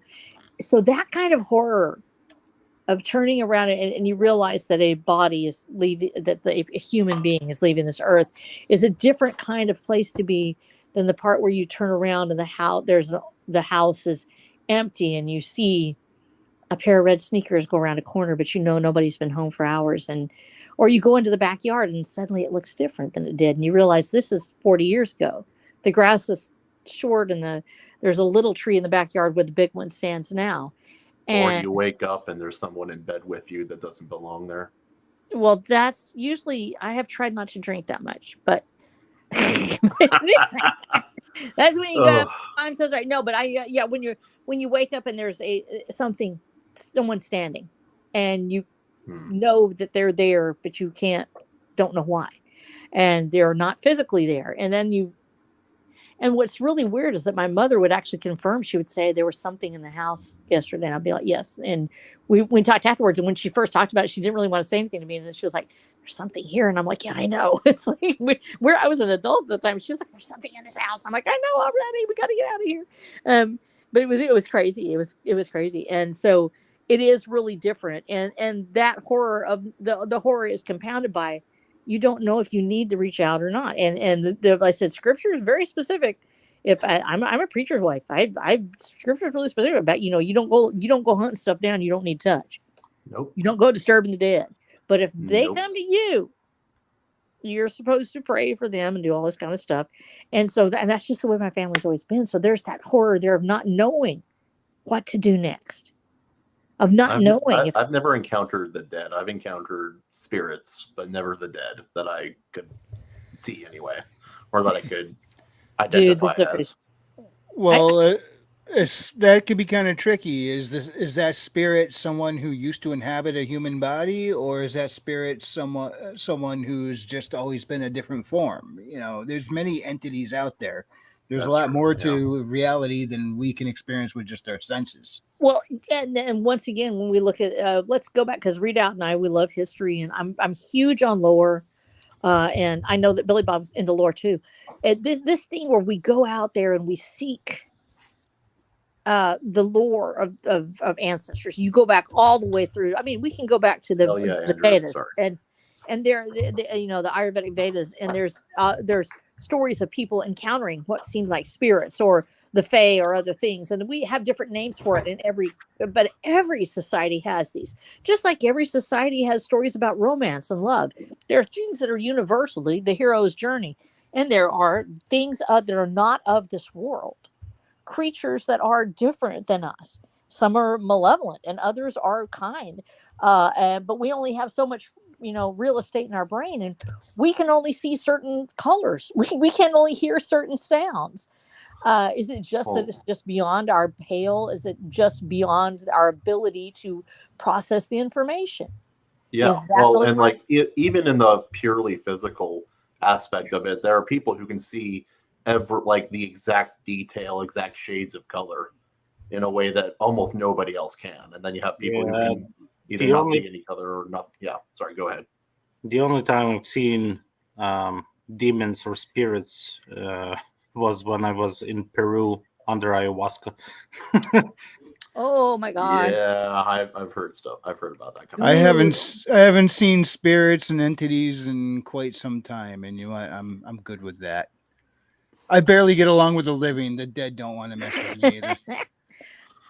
Dude, you need help? Go find a preacher or something. I could barely talk to my own. I'm at the church, and so my church is 100 years old. It was built from parts that were 140 years old, and so I see the doors open sometimes, or you get a feeling of somebody you have known maybe, or there's somebody there. In fact, that's in the story in Christian Kahuna.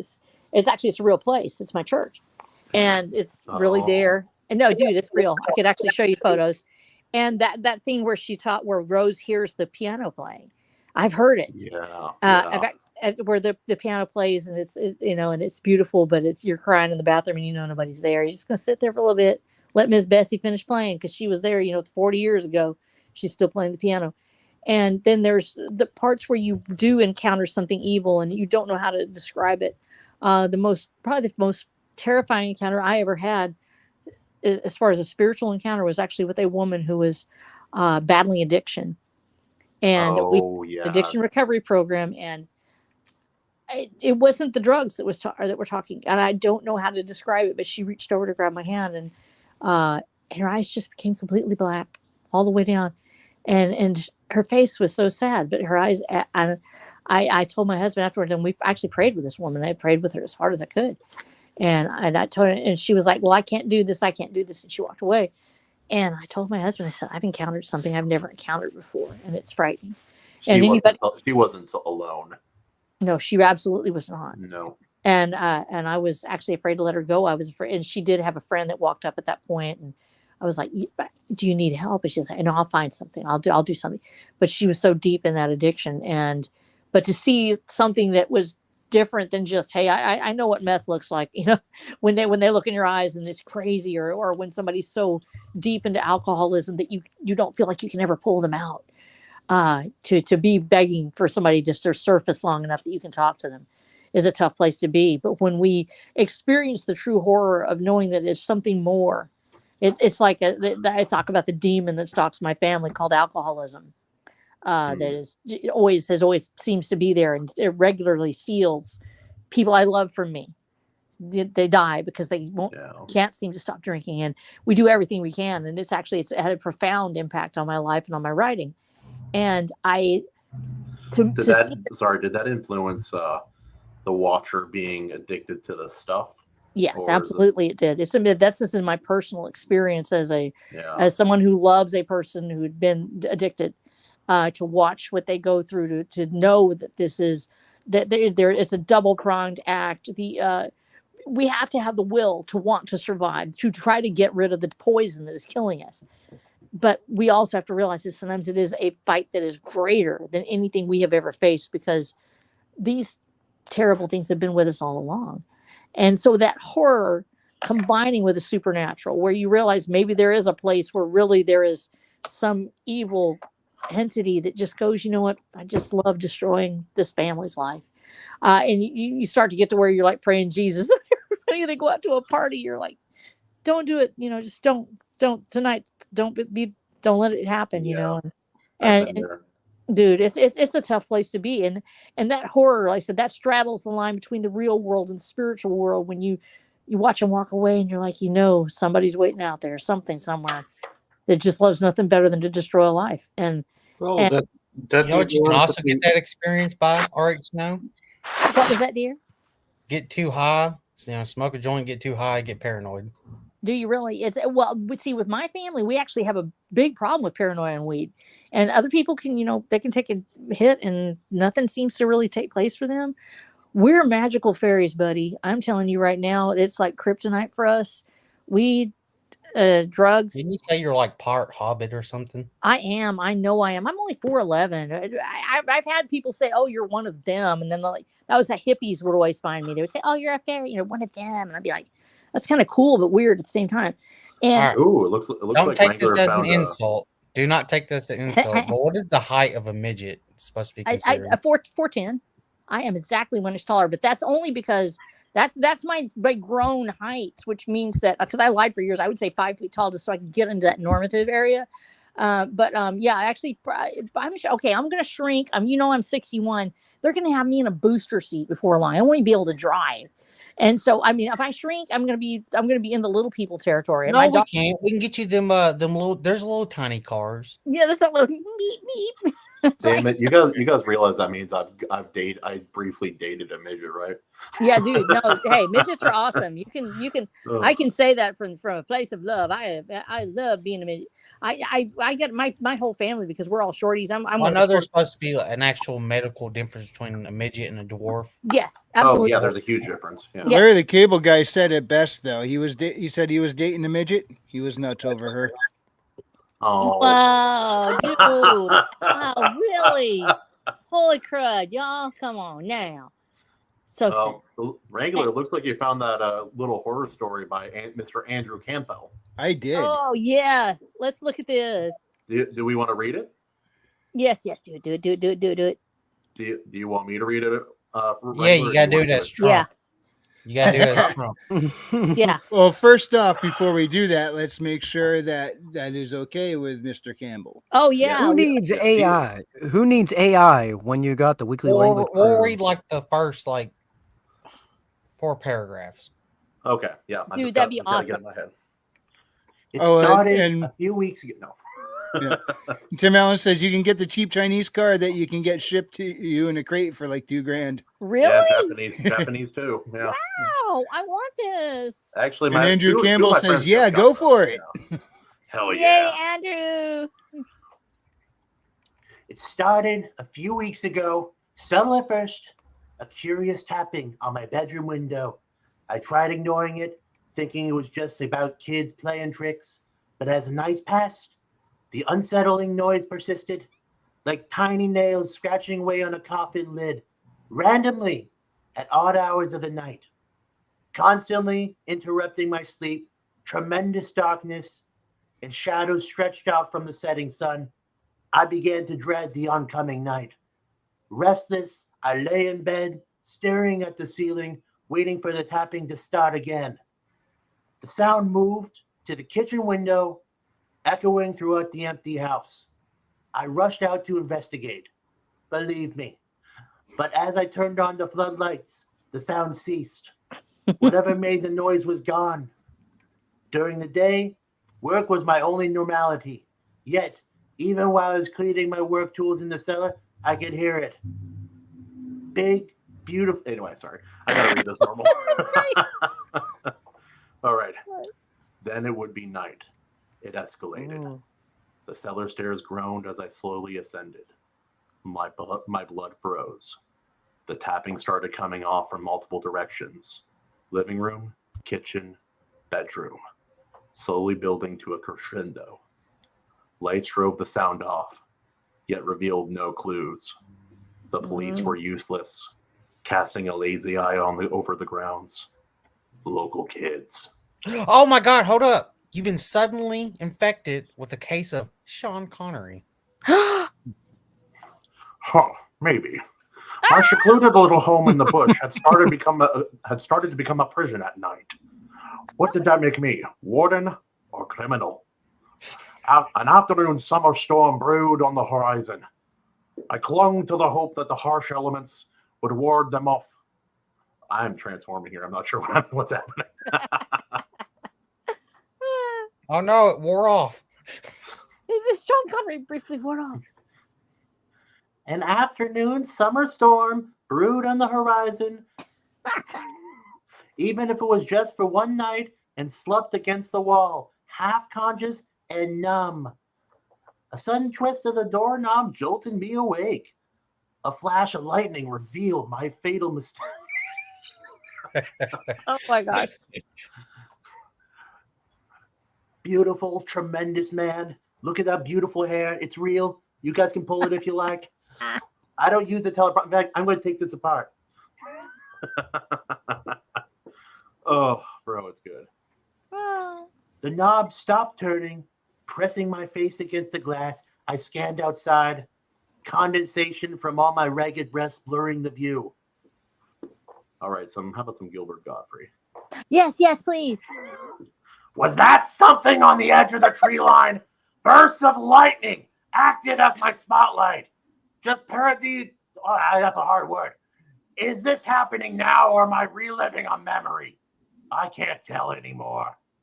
The police are still powerless. Uni kids. It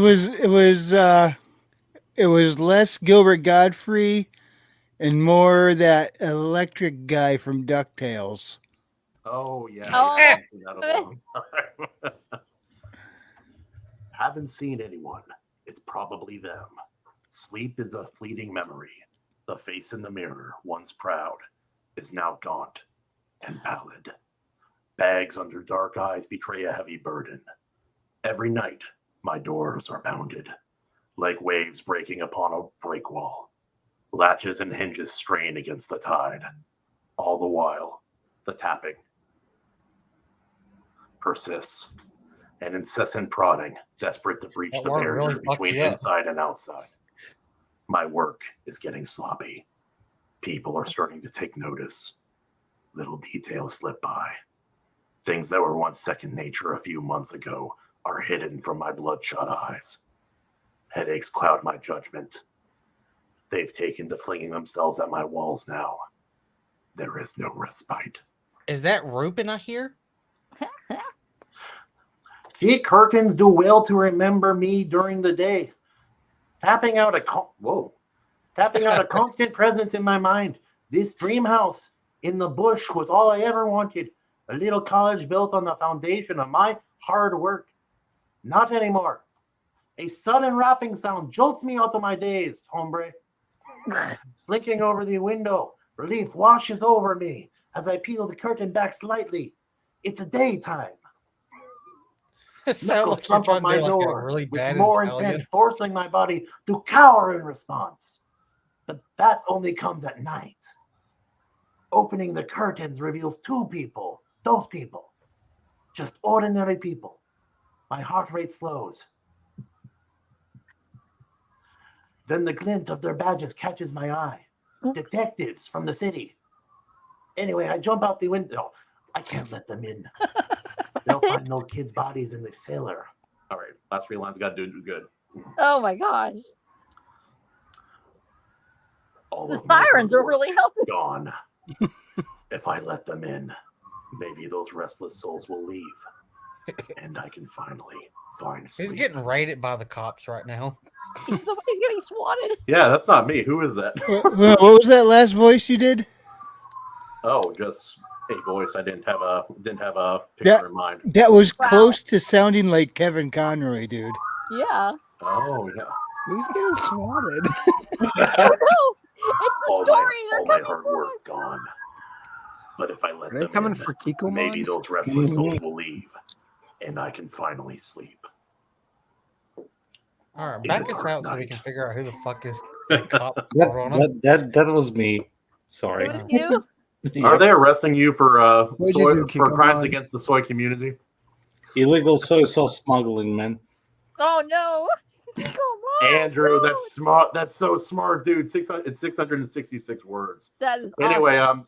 Andrew, I'm sorry if people reverse their sales on your books. That's my fault. You can entirely blame me. Well, isn't that the one that's submitted in the Yeah, it's in Nightmare Fuel magazine. The link I put in the chat.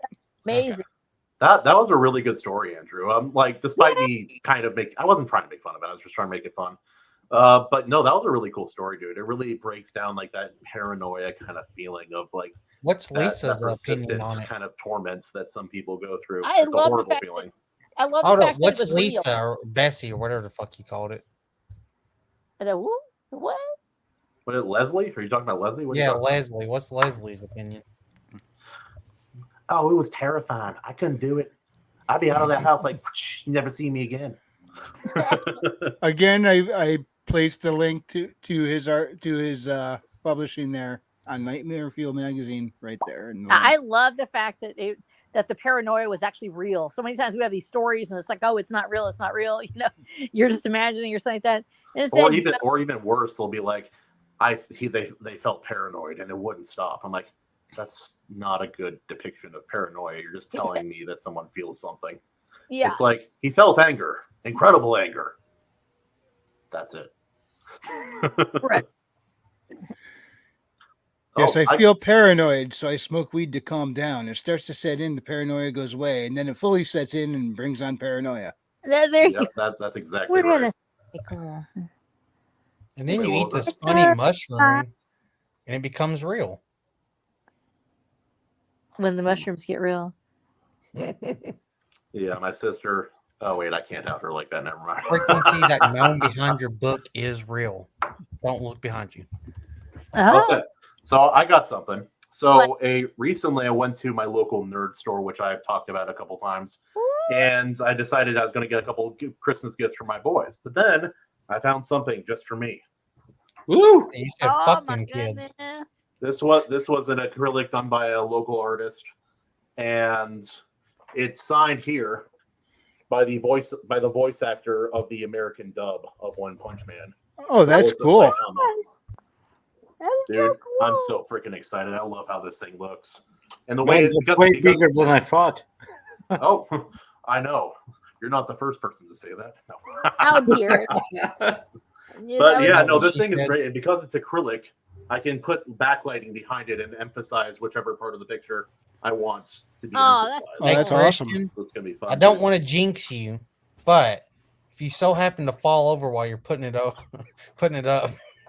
Don't. you may Don't. destroy Yeah, it. Yeah. but now you have a studio coming together for you to put that on. Yeah. into. Yeah, it's Let's working check out the man. new digs.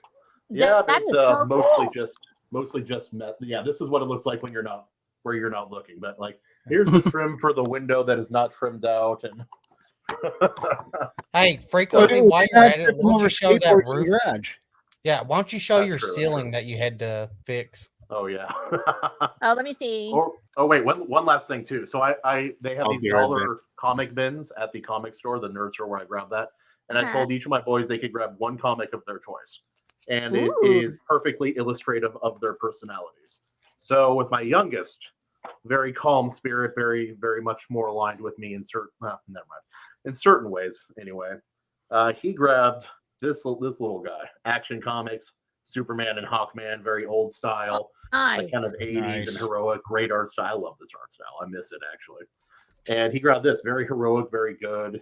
Weird ugly ball commercial on the back. I don't really know what that's about. But then my oldest, being who he is, he decided, you know what? Nah, we don't want a heroic story. We want the war that time forgot, where they're killing women who are pregnant, and there's giant spiders trying to eat humanity, and like all of humanity's like nightmares are real. That sounds like a lousy weekend. I know. Sounds like your son's gonna be the next Stephen King when he grows up. Yeah, that's right. Oh no! Fuck them superheroes. I want to read Spider comic. Billy Bob, my son has challenges, but he's not politically retarded. I'm meaning in the sense of being a horror author. Okay. You're yeah. What the hell? He loves to tell me these stories, but he doesn't really understand stories. So he's like, or jokes either. He'll be like, "Dad, I got a joke." I'm like, "All right, son, what is he like?" Ghost pumpkin. And they're like, What's the punchline, brother? Oh shoot. Quack. I love that age. I love it where they don't really they know what's funny, but they don't know how to make it happen yet. I'm sure That's in when his usually head you was teach them hilarious. knock knocks. I taught my kids knock knocks so that way they could tell a joke. You could Hold prompt up, them. RH Snow. What? When you taught them knock knocks, did like 2 weeks later you said, "Fuck, I probably shouldn't have taught them that," because now they're just saying knock knock knock knock. No, because I kept on rolling the knock knocks out every time they'd get a new one. I would always play off it. It's like knock knock, who's there? Orange, knock knock, orange who? Orange, you glad to see me? Knock knock, who's there? Orange who? Orange, you glad to see me? Knock knock, who's there? Orange. Yeah, Christian, don't recommend your son's knock knock jokes. I think I'll take Orange, the glad I didn't pumpkin say ghost banana. over that. They'd be like, Mom. Yeah, you'll be wanting to start to cut off your ears I there love very shortly. No, they're yeah. beautiful. Actually, no, I have huge ears. They could use a reduction, if anything. Oh, no. Holy smokes, dude. Guilty Gearhead didn't post it for that moment, but I just had to at that moment. That's what you said. Oh wait, oh yeah, that's something else. Like I've gotten lax on a lot of my voices recently, but what I used to always be able to do was like Kevin from The Office. Oh really? Oh yeah. Oh, this is Kevin's famous chili. Who was it? I don't know if you were in the Gilded Andrew Campbell, but someone I think posted a meme where it was like the fucking vampire says, "Can I come in?" And then it's like a damn English teacher says, "Can you?" And he just walks off this. Yeah, I did see that one. That was pretty good. May I I come in? Can I come in now? Oh, I did it again. Oh, nice! It's fucking snowing. If anyone caught that Razor Fist Nightmare Arcade stream the other day, the dad jokes and the Halloween jokes were I heard so many that I heard ones I've never heard before. It was fantastic. Oh, which one was it? Last night I forget what they're. The second night they were playing Resident Evil 4, the remake. Yeah, no, I think it was when they were DLC. playing System Shock or like Reimagined or whatever, whichever game that is. Yeah, they were coming out. There was supposed to be a remaster one, or remake of System Shock. It looks more like a remaster. Maybe it's a remake, but yeah, I'm not sure. Well, I think there is a remake one that's going on. I never played it, so I have no attachment to it. What's the name of that game again? System Shock. Okay, this just came out. No.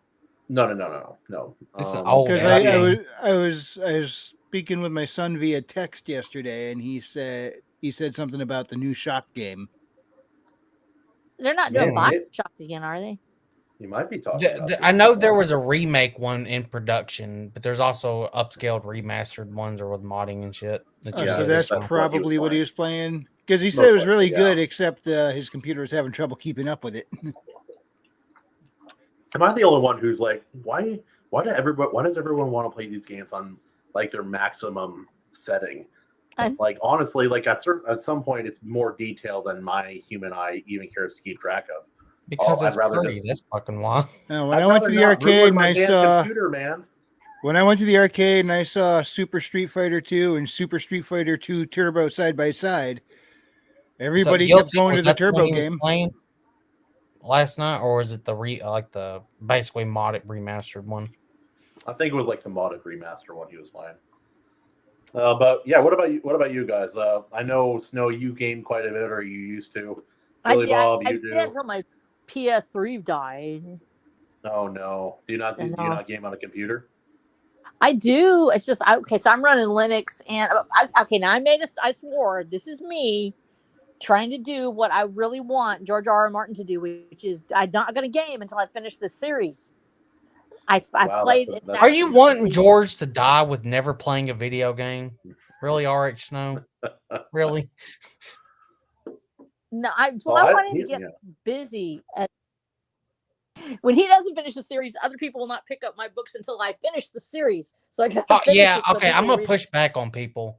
I'm tired of people saying that shit that actually is gonna ruin potential authors and shit by saying I will only read the series and when it's finished. It's done. It's like, well, it's never gonna get fucking finished if no one buys the first one or the Plus, second one. Yeah. So plus, some people have like a 20-book series. Like in 1 year, I went through all 18 books in the what was it, Jim Butcher, Dresden Files, and then I went through 8 or 17 books in the Longmire Mystery series, all in the same year.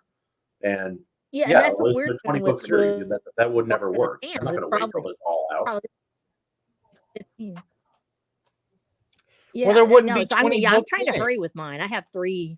Linux. Oh, Andrew, that's cruelty. Well, Christian, there wouldn't be 20 books in it if no one fucking bought any of them and just waited until this thing non-existently finishes. Well, that's the reason. When I did my series, I actually did the first 6-book series and finished it out as if it could be read just like itself as a series. When I picked up the second series, I started it off so you could just do it on it. So people, if they were getting in the middle of it, they would say, "Oh, there's a series that's finished," and it actually worked out really well. Like I said, we just sold our 400th unit on the series, and that's actually really good considering that we haven't had any word of mouth. We've had nothing but word of mouth. We haven't had any how did you marketing. release your books? How did you release the first series? Did you release them all at once? I did them pretty close together. I actually wrote the whole series in episodes. I reconfigured them, made them into 6 books, and then I edited each one, coming in and making it stand alone as a book. And so we had them released, like the first 3 books were released, I think, in about 2 months apart from each other, and then the last 3 books were released about 4 months later, all about a So month what if apart. no one bought the first books at all? Like not even no one. I think First 3. If they hadn't bought the first 3, I would have had a tough time. I think I was really blessed that I looked through some different avenues. I went local, and I made sure that I said, because I'm living in the small towns, everybody gets excited if you do anything at all. It's like you sneezed. The point I was making. It's like local newspaper. Our very own RH Snow releases her first. Yeah, so I actually did that. I went in, and one of my the local library picked it up, and I had my a group of people that actually have a conservative foundation that they have authors come out and speak, and I was invited out, and she bought 50 copies. Whoa. And gave them away, and that was huge for me. It was a Springfield Foundation. In fact, in the Springfield, maybe you recognize Springfield Hall because it'll show up in the series, and it actually has a reference to Springfield Hall. And if you're anywhere through a 6-gun Shiva, you may recognize that name later. Try that in a small town. I know it. Is he talking about the song? Is that what you're referencing, Andrew? That one song. But yeah, so that is how I did it. At first, I knew I wasn't going to get sales because nobody knows who I am. So I went local, and I told people, and they bought them. And the really big breakthroughs for me came when I had local people put out their. What if they waved it away? Like imagine that. What if people waved it away? The series isn't finished. Yeah, Even if it was free, they waved it away. Well, I've had people do that, and that's the thing. But if nobody had bought it, then they would be like, nobody knows it's there. And in fact, we talked about that with my I have Melanie with self-publishing services, and she said just focus on content, just get them done. And I told her, I said it's probably looking at like a 3-year arc, which is my 3-year sort of timeline from first release to last release, and for about 15 to 18 books, depending on the final series. And she was like, just get the content done. We'll market it. A few of them will sell it first. We're going to market it all together because if you get the series finished, then people will want to read it. So I focused on that. And I think if I hadn't sold any at first, I would have gone ahead and finished the series anyway. But getting it published would have been tough because without that impetus, going, hey, somebody's reading this. I really want to get this finished. Yeah, come on. Have a good time with your wife. Come on. No, you can't go. What? Say it ain't so. I'm just mainly saying why I hate when people say that. Yeah. It's like it doesn't help anybody. It doesn't. No, it doesn't help. It discourages authors who might otherwise have had a really great. And it's the reason that most publishers won't pick up series right now. And that is because people haven't finished out the series that they have. Big authors didn't come up with those 3rd, 4th books. And they got big payouts and just never finished. And that's really sad. It hurts a lot. No, it is. And I don't think I don't know. It's a weird thing because there are some very popular series that I've enjoyed quite thoroughly, and I have no hope of them ever being finished. Like for one, A Song of Ice and Fire, that's the obvious one. Another obvious one is the King Killer Chronicles. I still have by hopes Winds Rothfuss. of Winter will be done. I think I do think that one will come. I agree with James Craig of all people on this one actually, and that is that I think that book's been finished for a while. I think no, it's not. It is not. See, this is where he don't know a lot. Oh, it yeah, hasn't. Am I going to have to beat? It's a fun speculation. A cross-dressing gremlin on stream, dude. We know, dude. All the preview chapters, bro, are literally from A Dance with Dragon. They're cut chapters for Winds of Winter. Pretty, yeah. I came to that similar conclusion, but my point being was that if there's no reason never for come him to out, hold is back it going releasing to? Will I suddenly reason. not enjoy what I've already read in the series? Like especially with The Name of the Wind and A Wise Man's Fear. I really enjoyed those books. They're not for everyone, but they have a whole special place in my heart. Oh wow! And those stories are still important. But I on the other hand, I don't think it should be a barrier to keep people from reading a series necessarily, or at least I don't think it's good practice. But on the other hand, I really appreciate people like Snow who are they are going to finish it, or they're going to get as far as they possibly can within human limitation. And I think that's worthy of praise and note as well. Oh, you make me feel special. Oh. Special now. Yeah, I plan on getting this thing finished come heck or high water. And it's the reason that I'm trying to power through the 2nd book because it's, and then I realized, I just thought I should go ahead and just write all the key scenes, but I write them as I go. And so literally I'm like, okay, I need to go and write the key scenes and then I could always have them finished out later if I had to. And so I'm thinking about just doing it just like a full sweep where I do the whole series at once and then I go back and finesse it and release it. And so that's probably what I'm going to end up doing. So Caballeros del Camino should be out, I'm hopeful, by Christmas. And that's pretty ambitious considering that I've got half of it written right now. I would be deeply impressed if you keep that timeline. Not that I'm not doubting. I'm just saying I will be deeply impressed if you keep that timeline. I'm trying. I'm really trying. I'll feel like a failure now. Hey, I got the first one. I got Trail of Travail. I stayed on target even though David was in the hospital, and that was actually shocking. We got it done. I had a September release and planned, and I think I was off by like 2 weeks. Oh wow, that's cool. But that was just being blessed. So we'll see. Now I'm talking up big, and then you'll be like, "You failed. It's not out by Christmas." I'll be like, "I'm so sorry." Well, it's the possibility of finishing your series or having someone help finish it. It's not even outside the realm of reality. Like Robert Jordan with Wheel of Time had to do that with the last 2 or 3 books. Brandon Sanderson worked with his wife. He told his wife to go find a writer before he died. Actually, no, he selected Brandon Sanderson to be the one to finish it before Not that. from what I've heard. Oh, Not from what I heard from Brandon himself is when his wife went scouting. maybe Ended up I'm getting going it to mixed up. him. It's possible. But what he did before he died is I know he changed his mind on not letting anybody else finish it. Yeah, that Is part. what he because- did. Well, and And that's I what. think that's. Oh, sorry, go. No, go ahead. That's one of the reasons I actually set up my son Daniel, because I said he's and some of y'all read his story in Anvil number one. Yeah. Fleet of Thesis. And because his style is different than mine, he's a hard science fiction writer more, sort of like Star Shatter and others. He's in that space pirate type thing. I don't know what we call them, free spacers, whatever. We were debating which ones to call them. But because he's so intimate with my story, and I have not yet let him read the ending because he's also one of my beta readers. But so I've told him to finish it out. And my artist, of course, my cover artist, being already having all this stuff, she's asked me to draw out my sketches. So if for some reason I lost my eyesight prior to that, if it really degraded really quickly, that she'll be able to finish out my drawings for me. So I've got it covered, and they already know exactly where my arc is. It's all online in a secret hideaway. And I'm able to go in and actually give it to them, and they've got the passcodes. And if something happens to me, they open it up and they'll continue. And so this will get finished. I'm giving it to God. Yeah. I prayed for guidance. And I said, "You tell me exactly what to do and just get the series finished." That was all I got, buddy. So I'm going to do it. I don't, now I'm So, Hey, everyone, look in the private chat. what? all right.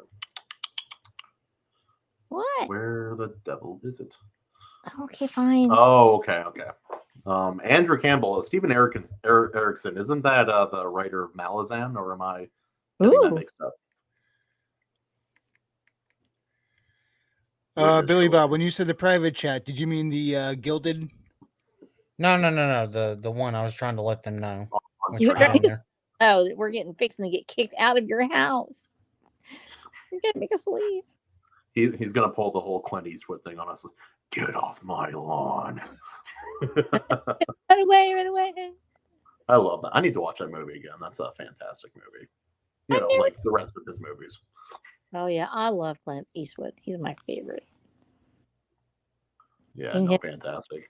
I was wanting to introduce my kids to one of his movies recently. I'm like, actually, is there a movie of his that is appropriate for children? I don't know if there Unforgiven.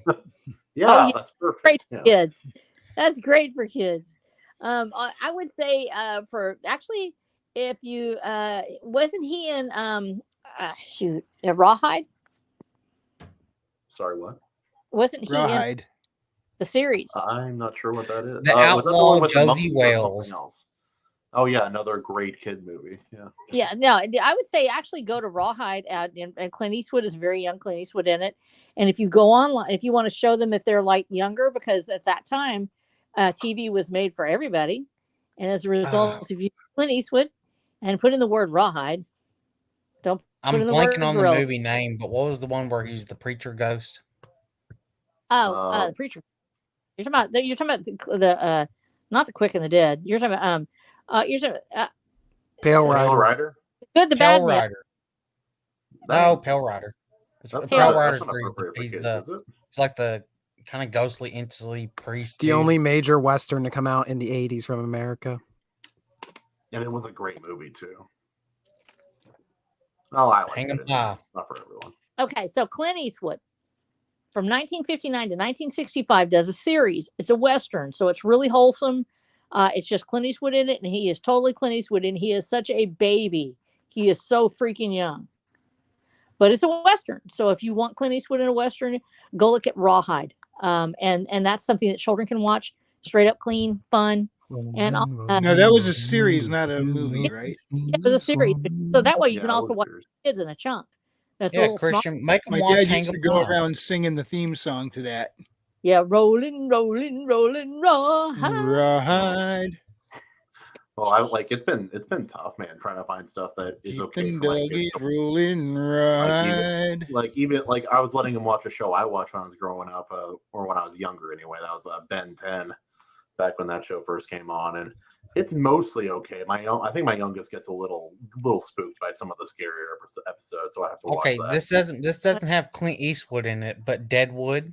There's a good one. Yeah, great for children. Yeah. Perfect. How Yes. about Rome and Spartacus while we're at it? The Wiggles Spaghetti Western. Or it's like like all the VeggieTale like versions of different movies. Like they had Larry Boy or whatever. Your son after watching an episode of Deadwood. What does heathen cocksucker mean, Daddy? Yeah. Can't do that to cheering, y'all. No. I was a preschool teacher. I was like, I could only offer the most wholesome of things. So I've got like, I know exactly what to point to because I had to find stuff for my kids.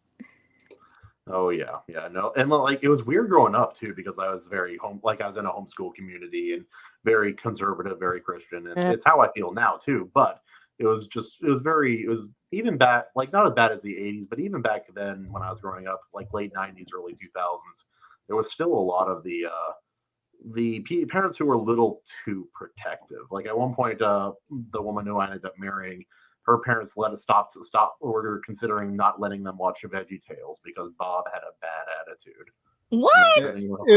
I think it was early '90s when people started to go nutty. Yeah, it was like the beginning stages. Okay, Man, I'm so glad that my parents weren't like that. My mother. And Andrew Campbell, by the way, I looked it up. What I'm finding is it looks like Clint Eastwood sings "Beyond the Sun" on Rawhide. Yes, and he also sings. Clint Eastwood sings in "Paint Your Wagon." He was in a yes. He could for watch a few dollars. There you go. Like all three of them. Oh yeah, Fistful of Dollars. That's Pale Rider. It's Good, the Bad, and the Ugly. Pale Rider. Fistful of Dollars. All three of them for are a few dollars fantastic. more. Miss Snow is the best one of the Man with No Name trilogy. Sorry, I got it wrong, and I'm ashamed of my own life now. No. Fistful of Dollars is one of them. There's three of them. There's Fistful of Dollars. That's the first one. It's the shortest, and it's decent. Yeah. The second one and best one is for a few dollars more, and then The Good, the Bad, and the Ugly. You can also go make them watch the original Django movies. No. The original Django movies. The original Django are not Tarantino. They're nothing like the Tarantino movie. Oh, okay. Yeah, no. The new Tarantino, the new Django is a no-go. No. Matter of fact, the dude who plays Django in the originals, he's in the Quentin Tarantino one. He's also in really? John Wick. Mm-hmm. I think John Wick 2. He plays the dude who's like, "Oh, please don't tell me you're coming here to kill the Pope." Yeah, he was when that John guy. gets there. I saw him, and like Billy Bob. I watched that movie, that scene. I was like, he looks so familiar. Yeah, he's straight up the dude who played Django. Okay, so last question before plugs. Sorry, Rick. Your guys' favorite movie from the Dollar Grill? I think that one of the things that we miss, though, if we're too protective with kids, but yeah. Is she breaking up for all you guys, or is it just on my end? Yeah, she died. Yeah. Oh, no, she's back. She's back. No. Zombie. Sorry. Killer. Burner. Zombie. No. All right, what were you going to say? Leave me alone. I would say, okay, what's the one that has the standoff where there are actually three of them in like we used to call a Mexican standoff? Oh, two of them. No, well, kind of two of them, a little bit. They're the same scene essentially is in all three movies, and it's very similar in the last two. The last scene in The Good and Bad and the Ugly is like that, and it is like that as well. But actually, that they have that basically that same scene in at the end of the second one too. That's what I was seeing the second one where he's got the watch and he's listening to it and it's playing.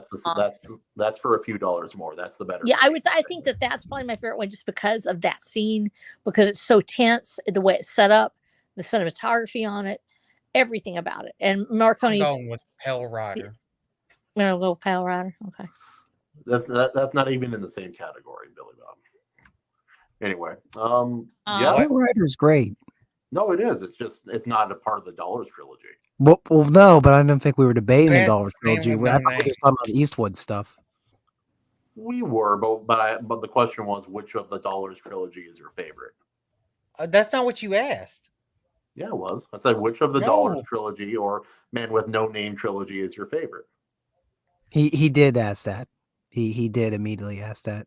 Yes. That's my boy. Yeah, you'll Oh, have He my asked back, a son. different one first. That's the one I was answering. You just go ahead, Billy Bob. You go ahead. You stand by your pale rider. I believe in you. Live in All your right. illusions.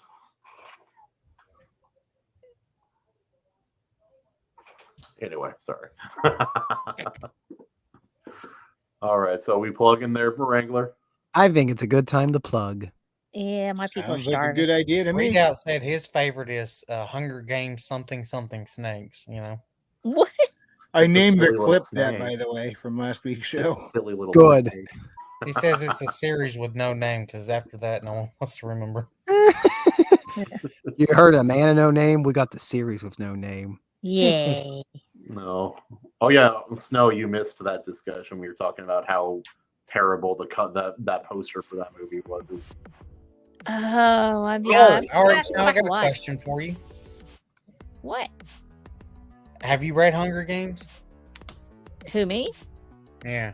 Yes. Okay, so I got Otter, Readout, Christian, me. Do you want to join us in and we'll do a reread of this fucking book and then Oh do my a video on how, if it's held up at all? You know, I might do that. I'm hard to book sometimes because of medical stuff and stuff that's been happening in my family, but I would love to do that. I think that'd be fun. Well, we're planning to like start it, like have like a start and end date. We'll set it up, but it's gonna be sometime like in November, end of November. Okay, that'd be fun. If I can't do it, I'll let you know. That'll be fun. So I just want to see if the last time I've read it was in like high school. Yeah, I don't doubt it. All right, so we'll start getting out of here. So Snow, plug your stuff. What you got? Yay! Watch for the Dam. Be there, be there, be there. Sunday. It's big old series. We got series 1. Watch for the Dam. Watcher. 6 books. All of them waiting for you, ready to read all the way through to the beginning of the new Lone Star Revolution. Fight the system. Join the revolution. Read Watcher of the Damned. And we started our second series, Watcher of the Damned Wanderer, with Trail of Travail already hitting the shelves, and the second book, Caballero del Camino, coming out by Christmas. So yay! Wee! Thank you. Read my book. All right, Readout. What you got there, brother?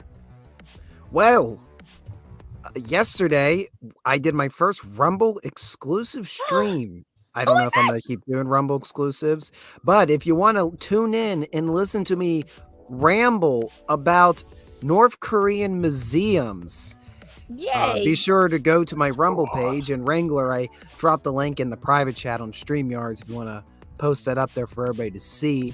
Sweet. So that was yesterday's stream. If people like this stream, we'll do more Rumble exclusives where I get a little spicy. But if you want to see my main content, subscribe to Readout Productions on YouTube or Rumble, and also be sure to support the Heterochrome podcast, where we matchmake the oddest of double features. Plus mom. All right, and I'm putting the link to that video in the chat. An hour right and now. 45 minutes of me trying to figure out how technology works, and me slowly losing my hope in humanity. Oh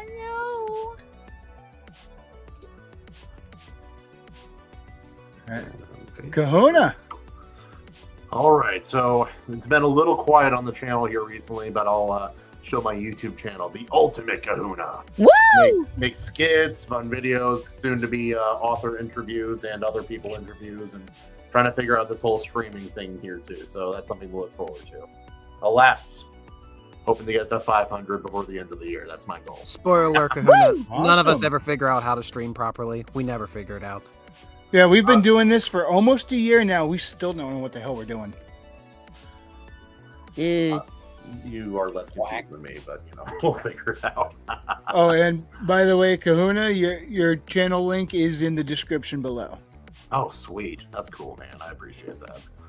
Yeah, nope. I have a couple videos planned. I tried to live stream a game the other day, and I'm not sure what I was doing wrong. It wasn't showing up.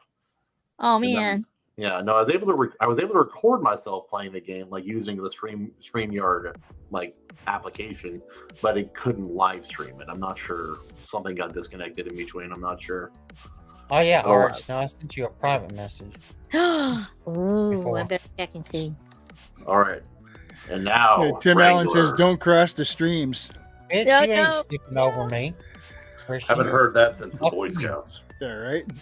Kiko Man said, "Good night, y'all. Snow is amazing. Both RH snow and the actual snow." Yay, actual snow. Yay. I'm so happy for you to have snow. Also, Wrangler, I've heard rumors that you have another book coming out here soon. Yes. Yeah, hopefully, probably turn of the year, beginning of the year, most likely. A little off schedule. I originally wanted to be complete with the manuscript back in January, and it didn't work out that way. Aw. However, it is coming soon, but in the meantime, you can check out its predecessor, Haley Starbad Kitty, an awesome sci-fi fantasy adventure where she goes on an underground romp, taking on all sorts of weird bad guys and strange technologies. She starts Yeah. off armed with nothing but her wits and a potato gun, but she gets upgrades, and she uses them. If you enjoyed this presentation, hit the like, and if you didn't, I appreciate you stopping by. We'll see you next time, and God bless. Woo! Woo! Good job, Hey y'all. guys, now that we've turned off our voice changers, we can talk normally, right? Oh, I have a soundbite here labeled Kawoona. I'm gonna have to play that before we go.